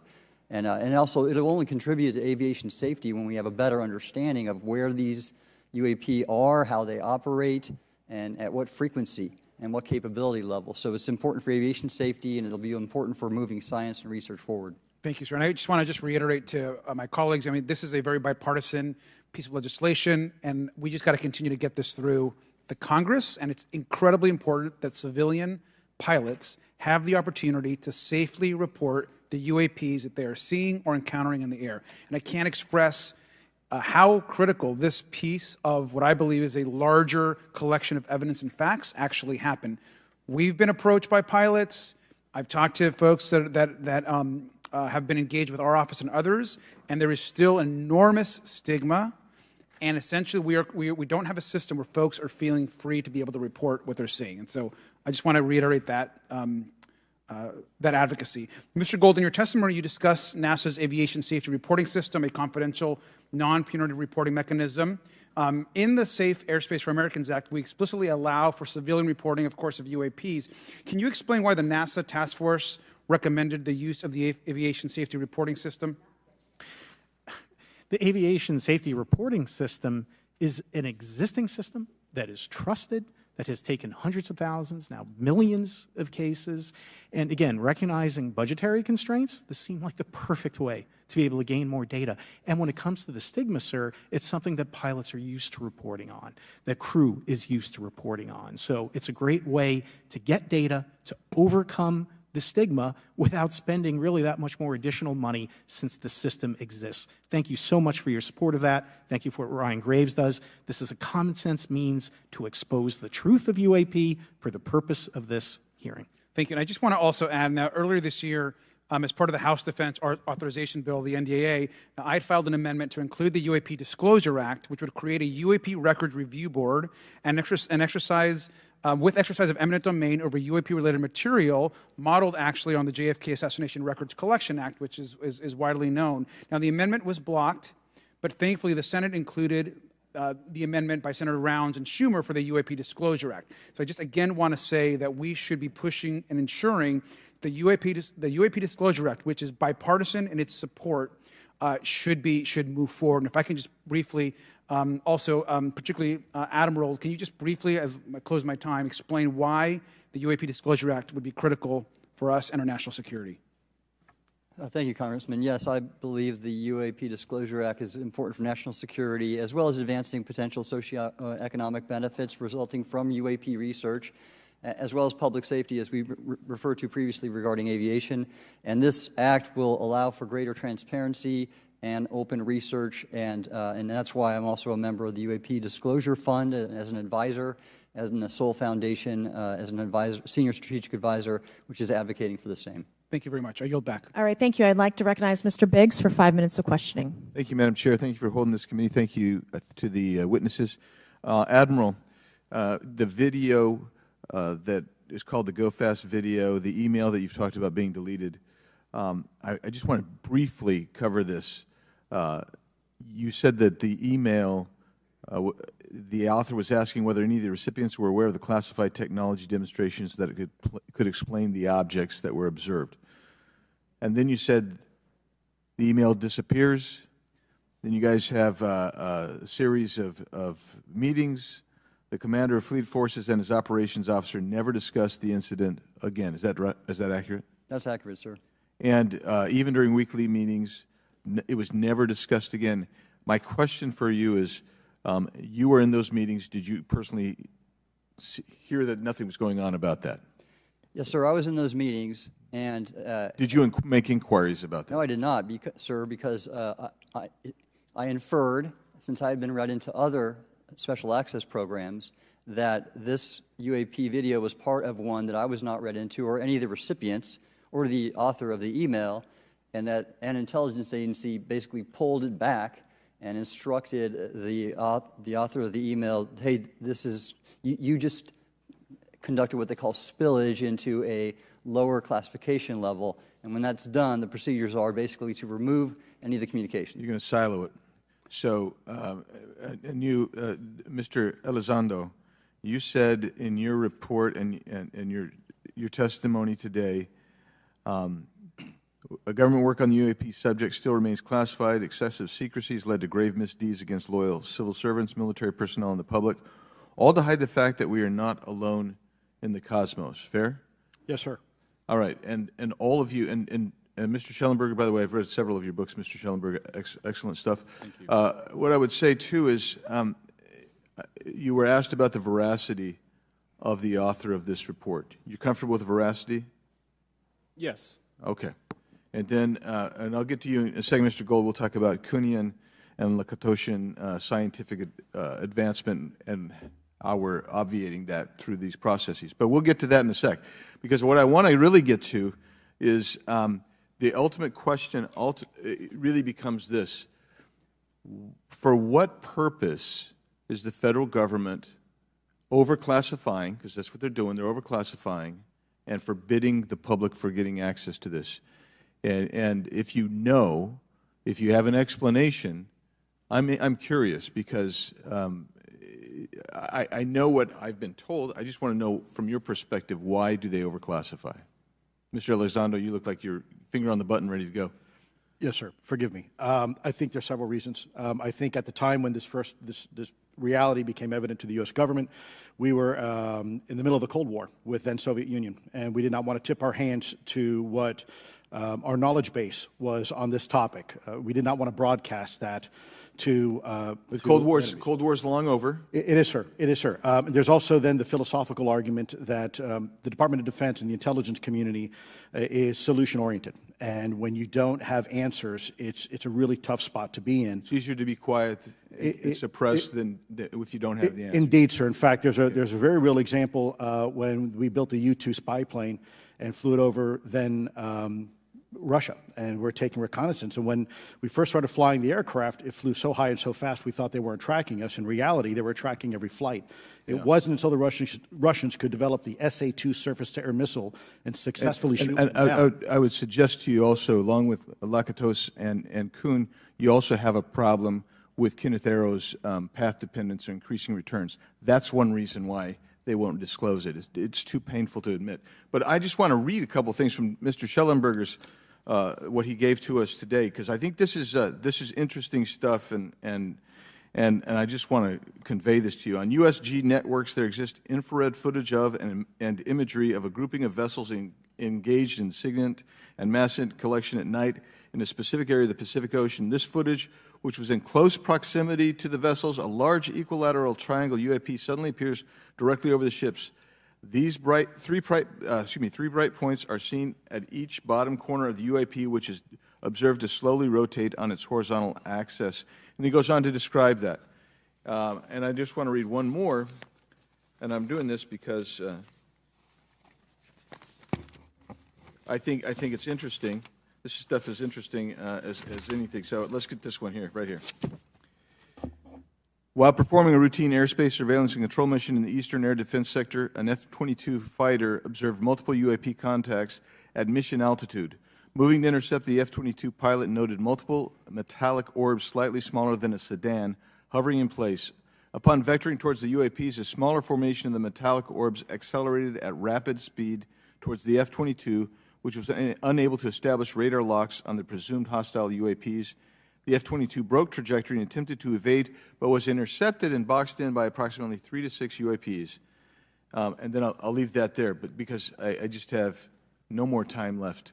Well, she's not looking. So let's just get into let's get into part of this. I thought I would be saved by the bell. No. Let's talk about Kuhnian, Lakatoshian type of scientific development, and the problem that we have here is you have institutional blockage of what would be normal development of scientific ideas.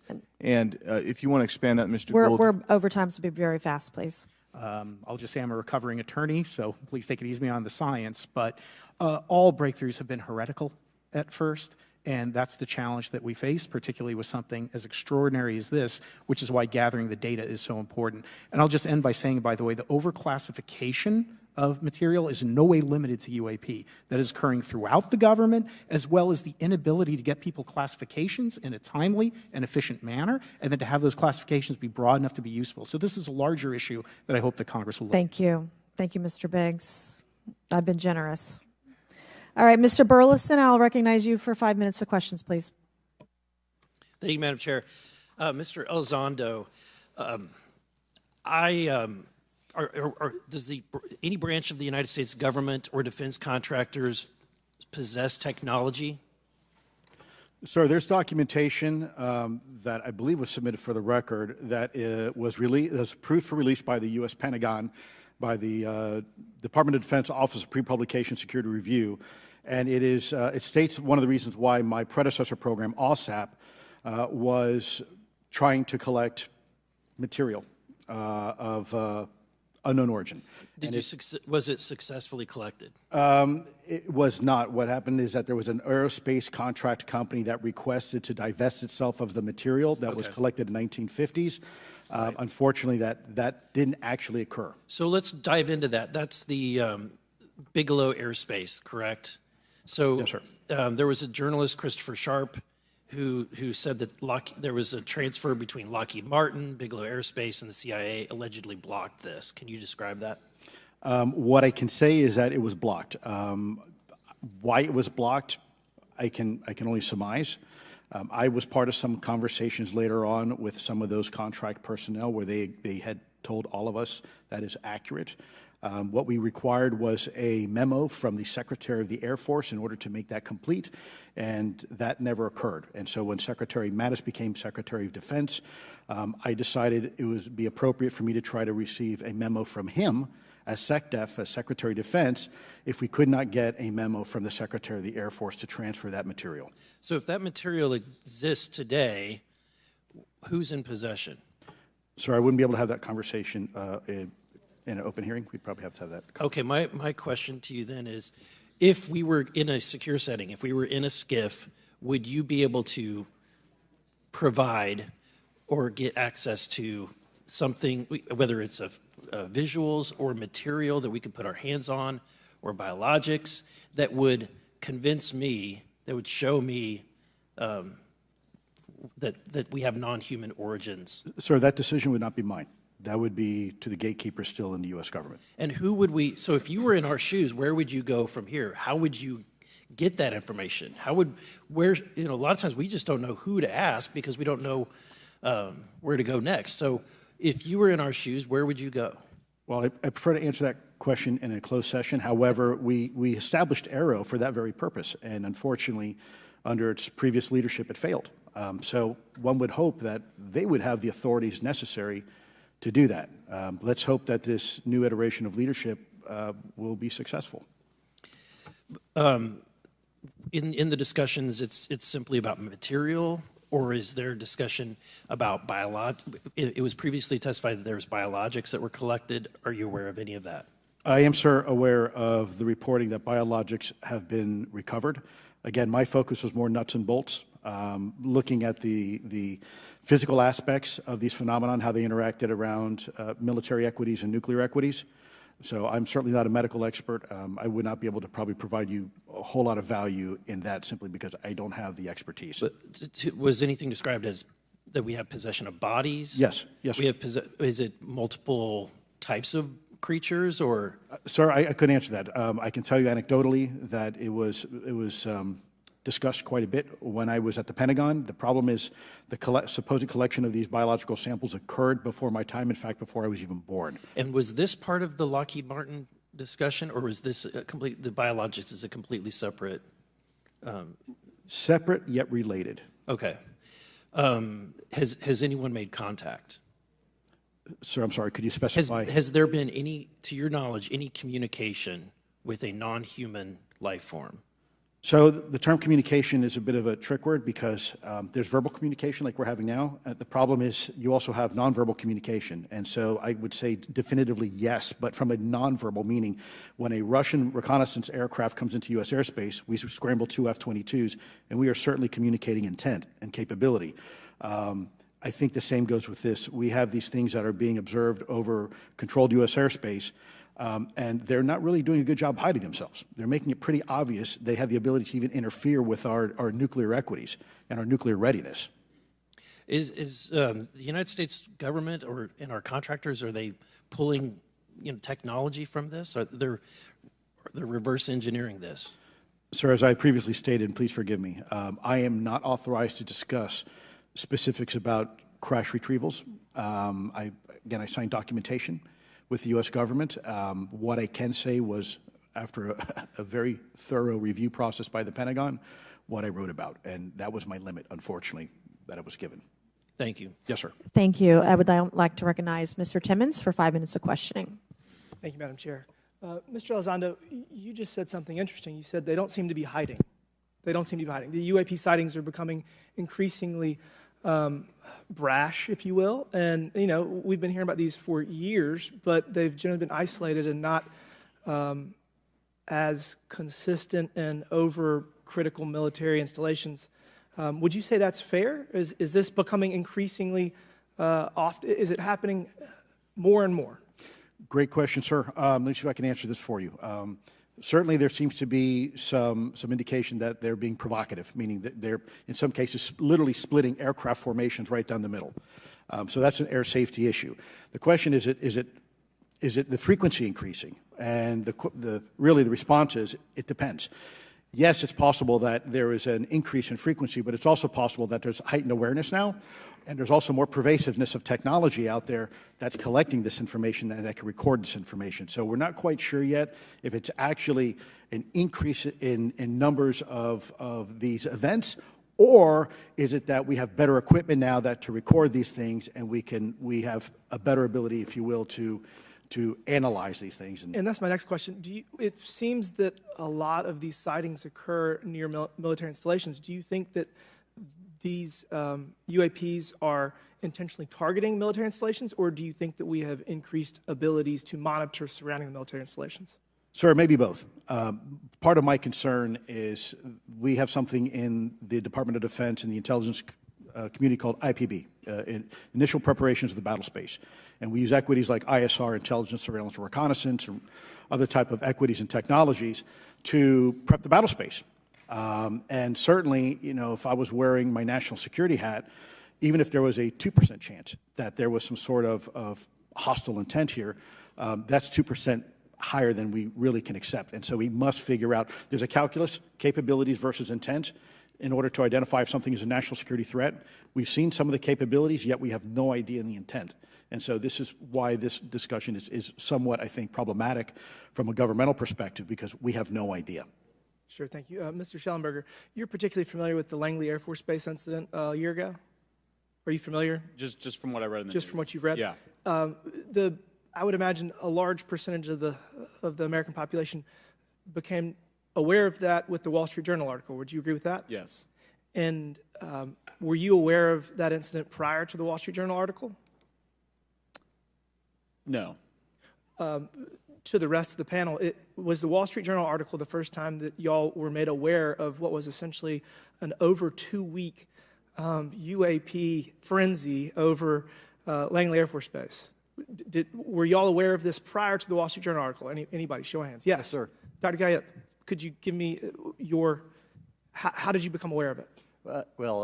A colleague of mine who I referenced previously, Chris Mellon, he wrote an extensive article about this, that there were other incursions of drones over Langley before this, as well as many, many military installations over the last 5 decades. And it's my understanding that there's been an ever-increasing in number, and I'm trying to think how to say this because I wear 2 different hats. I'm still in the Air Force. So, I mean, it seems that they're becoming increasingly brash, and the question that we really have to figure out is it China or is it non-human? And I think that's the biggest question the American people want to know. If it's China, it's scary because they have a lot of technology that we cannot explain. And if it's non-human, that's scary because we don't know the intent. Would you say that's fair? Yes, Congressman. And in fact, I really believe that we should use this hearing as a catalyst to improve and bolster our air defense capabilities and our maritime domain awareness capabilities, because obviously there are holes in it, whether it be UAP of non-HI direction or NHI direction, or, as you say, sir, China or any other adversary. Are you all aware of any task force at the Pentagon or in the national security apparatus that's trying to assess the answer to that question? At the current moment, sir, no, but this is a great point. From 2020 to 2022, there was a UAP task force in the DoD succeeding where Mr. Elizondo worked, led by Jay Stratton, who had the first comprehensive whole-of-government approach to UAP, which involved pathways to declassification and to increase transparency, as well as assessing the national security risks of UAP. This was a really well-established approach, and we have all advocated that something like it return. I'm running out of time. The last thing is that we need authorities. The law enforcement, military do not have authorities to actually engage, and Congress needs to act to give those authorities to local law enforcement and the military so they have clear guidelines on how to assess these issues going forward. I yield back. Thank you. Thank you. I'd like to recognize Ms. Boebert for 5 minutes of questioning. Thank you, Madam Chair. Now that we have all been cautioned in this committee hearing that the mention of Pentagon's Immaculate Constellation program could put us on a list, well, I already find myself on many lists, I'm sure. So I speak my mind often, so why not just keep going with it? May as well just go all out and say it. The Earth is flat, birds are government drones, and we've never set foot on the moon, and Joe Biden received 81 million votes in the 2020 election. So let's just see how many lists we could get on here today. But Mr. Schellenberger, I wanted to ask you, I think I understand from this hearing that you would agree that classifying information like this is not in the best interest of the people. Is that correct? Yeah, I mean, with the caveat that, of course, I would support classification necessary to protect secrets essential to national security, but I think it's pretty obvious that there's overclassification. Overclassification, yes. And so in most instances, if they can't tell us what, do you think at some point they'll at least tell us why? President-elect Trump has repeatedly committed to greater transparency, both on the UAP issue, on JFK files, on COVID origins, and many other things. So I think that we need to make sure that the next administration is held accountable for that. Agreed. And this is for all four of you. Yes or no, please. I have many questions I want to get to. Are there any known instances of recovered materials or technologies that are not of human origin and maybe connected to any advanced bioscience defense programs within the USG? I don't know. I wouldn't be able to answer that, ma'am. I don't know. I don't know.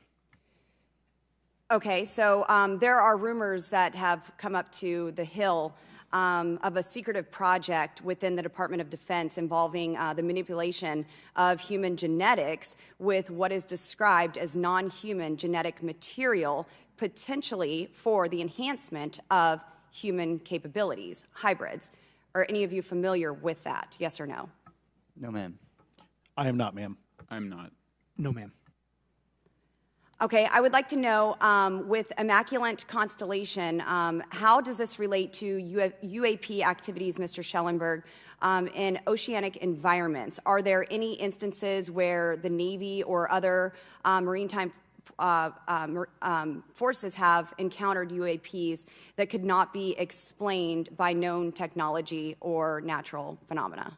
Yeah, the MAGA constellation covers both terrestrial and oceanic, and there's actually a number of cases described in the report that occur in the ocean. And do you believe that there is a concerted effort by the Pentagon to keep Congress out of the loop regarding these UAP activities, specifically in our waters? Yes. I think it's about 5% of our ocean that's actually been studied in detail by man, and we've studied more of space than we had of our own oceans. And so are there any accounts of UAPs emerging from or submerging into our water which could indicate a base or presence beneath the ocean's surface?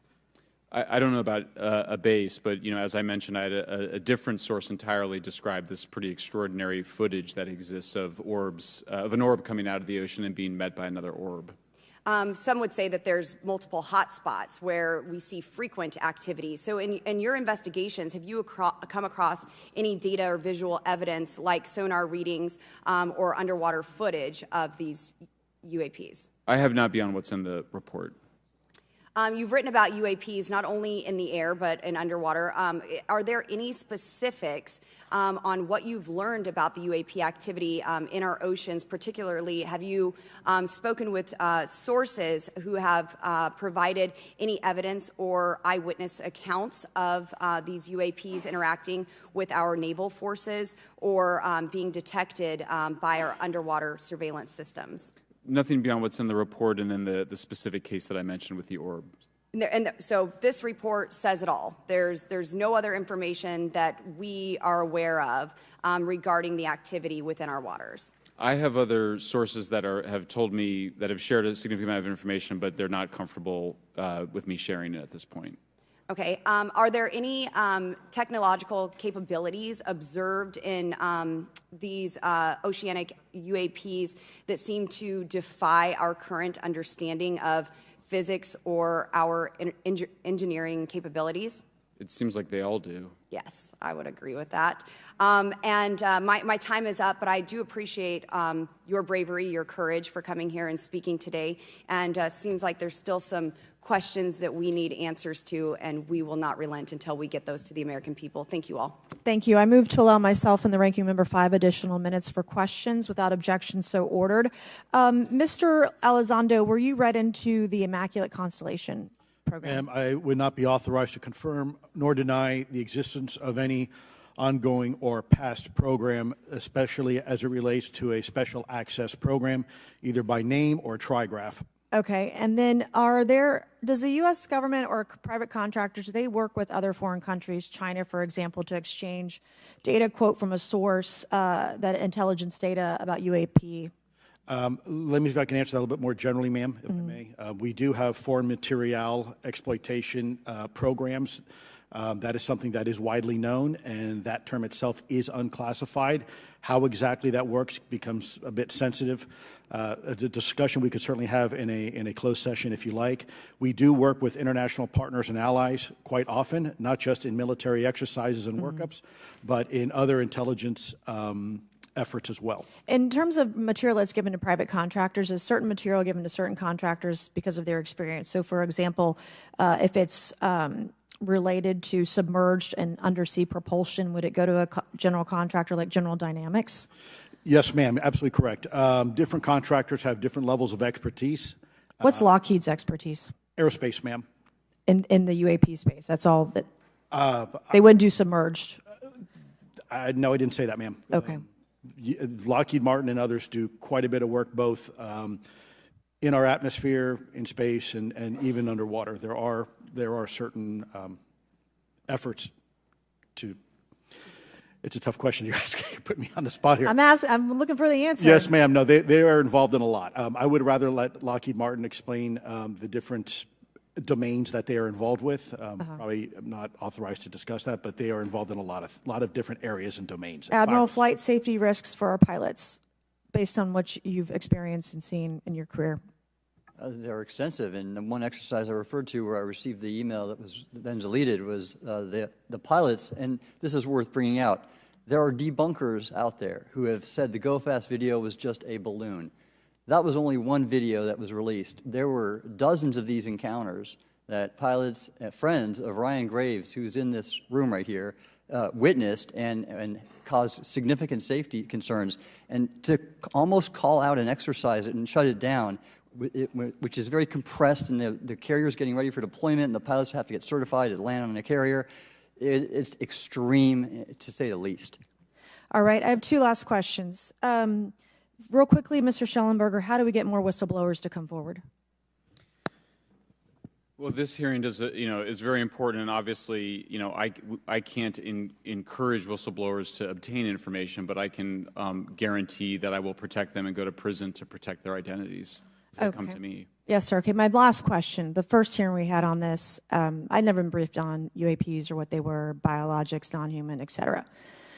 How would you define, each of you, my last question, how would you define non-human biologics, non-human intelligence? What are we actually talking about? Admiral, and we'll go down the line. I don't think it's a stretch when you look at the diversity of life on this planet and the size of this universe to think that there would be more diverse, higher order, non-human intelligences throughout the universe, and that's probably what's visiting us. I would take the scientific approach. The definition would be the ability to react to a stimulus in a manner that requires an intellectual thought process. I just don't know. I think we must be modest in our assumptions that we're looking for intelligence. That could be biological, it might not. Non-biological, but what non-biological intelligence, what does that mean, though? Artificial intelligence, ML, machines. We assume that all intelligence would be like us, and every time we look out in the universe, we are humbled relative to what we don't know in terms of the forms of intelligence and what it may take. I can assure you I probably can't ask you your question, but I think the ultimate answer is going to surprise us all. And then Mr. Garcia, you had a few closing remarks. And I know we're about to hit votes here, so I'll be brief. Just I want to thank you all for being here. I want to thank Chairwoman Mace especially for holding this important bipartisan hearing. And I want to thank all the committee members that are interested in this topic. I think our commitment to all of you and all the folks that have contacted us, and certainly to the advocates and the pilots, is that we need to continue investigating UAPs. I think the country the country is owed explanations and ensure that the safety or national security is always protected. This is a conversation and questioning that must continue, so I'm very grateful to all of you. And I also just want to add, just personally, I think it's really important for me, two things guide my questioning and my observations on UAPs. One is we should always be guided by facts, science, and data, and stay serious on those issues. And the second thing is I think that we should not limit our imagination and our thoughts and our curiosity on what UAPs could actually be. And I think those two things for me are really important, and I'm grateful for all of you to be here. So with that, I yield back. Okay, and we have Mr. Ogles, who is on the way. He's going to be here any second. Is that correct? Want to check, and he'll be the last member with questions that we have today, and then we have votes. So we want to thank you all for being here. I want to thank Mr. Garcia and folks on both sides of the aisle for being here today and being patient. We have a lot more questions, and I hope that this will open the door to more hearings in the future. I obviously would like to know how much taxpayers are spending on this. You have the right to know, but also if we're spending money on something that doesn't exist, why are we spending the money? And if it does exist, why are we hiding it from the public? And of course, our national security is a huge issue, because if there's technology that could harm us or our allies that are in the hands of our adversaries, we obviously want to stay ahead of that to the best of our ability to ensure that that technology is not in the hands of someone who could use it against us or our allies anywhere in the world. So, Mr. Ogles, you're just in time, babe. I will recognize you for 5 minutes of questioning before we head on out today.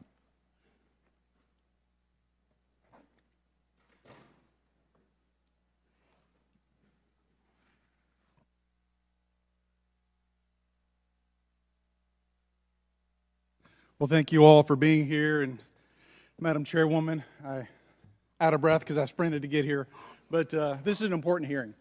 I think we all know that there's something going on. Mr. Elizondo, based on your knowledge of UAP sightings, do you believe it's fair to say that they are especially common near nuclear sites? Yes, sir. Mr. Congressman, I absolutely am convinced of that, as are my colleagues inside the government. And the reason why I pose that question, and this has been one of my talking points from the beginning, is, Oak Ridge is in Tennessee. The so-called weather balloon that drifted, that we now know was controlled, it passed near Oak Ridge. It obviously is a sensitive site, both of interest to our adversaries and to whatever else this is. Because we know that at military installations, at sensitive locations, such as nuclear facilities, that we're seeing this take place. So the question is what is it?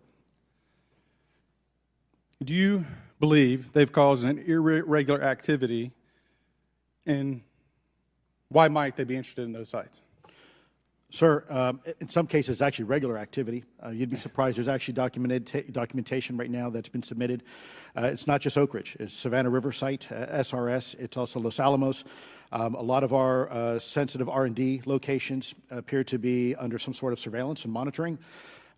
Why? Well, because a lot of innovation comes out of those areas, a lot of new technologies, a lot of, if you will, disruptive technologies that we use for our national defense originates out of those locations, and advanced concepts in physics as well.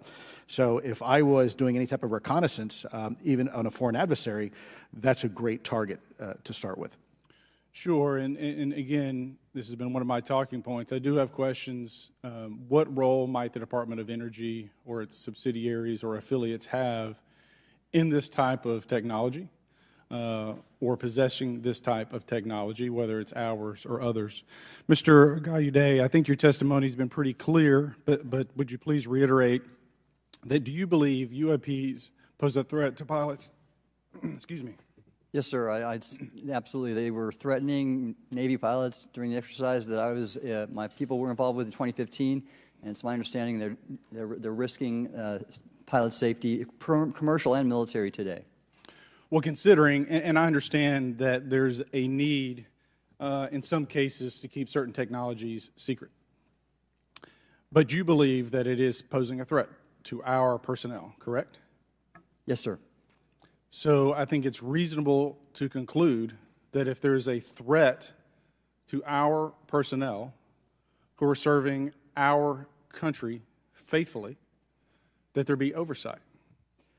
100%, Congressman. And in fact, that's the one thing that we've not talked about enough during this hearing is the fact that the government executive branch not sharing with Congress what it knows about UAP infringes on your legislative and oversight responsibilities to such an extent that's very concerning. I mean, what else are we, if you look at national security or intelligence or foreign affairs or appropriations, you all have oversight and legislative responsibility regarding those. This UAP issue may be the greatest issue of our time, and it's being hid from you.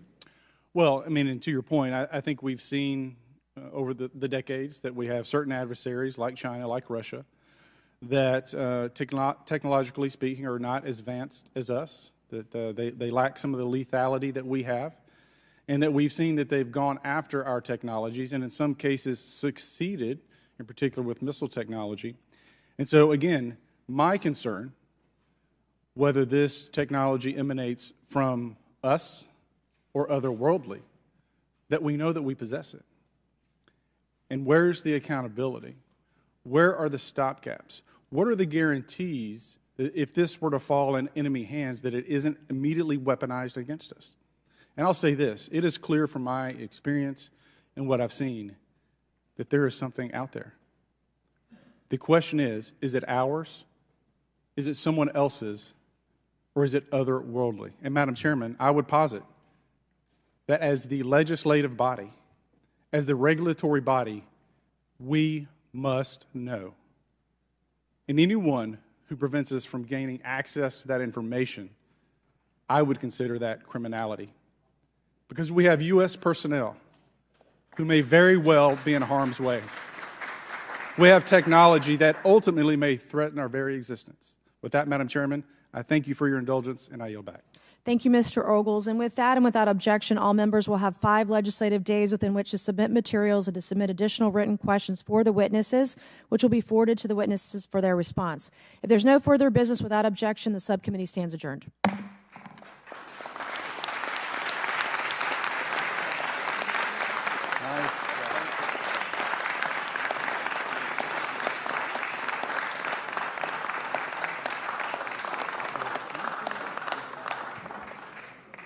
Well done, sir. Thank you. That was a nice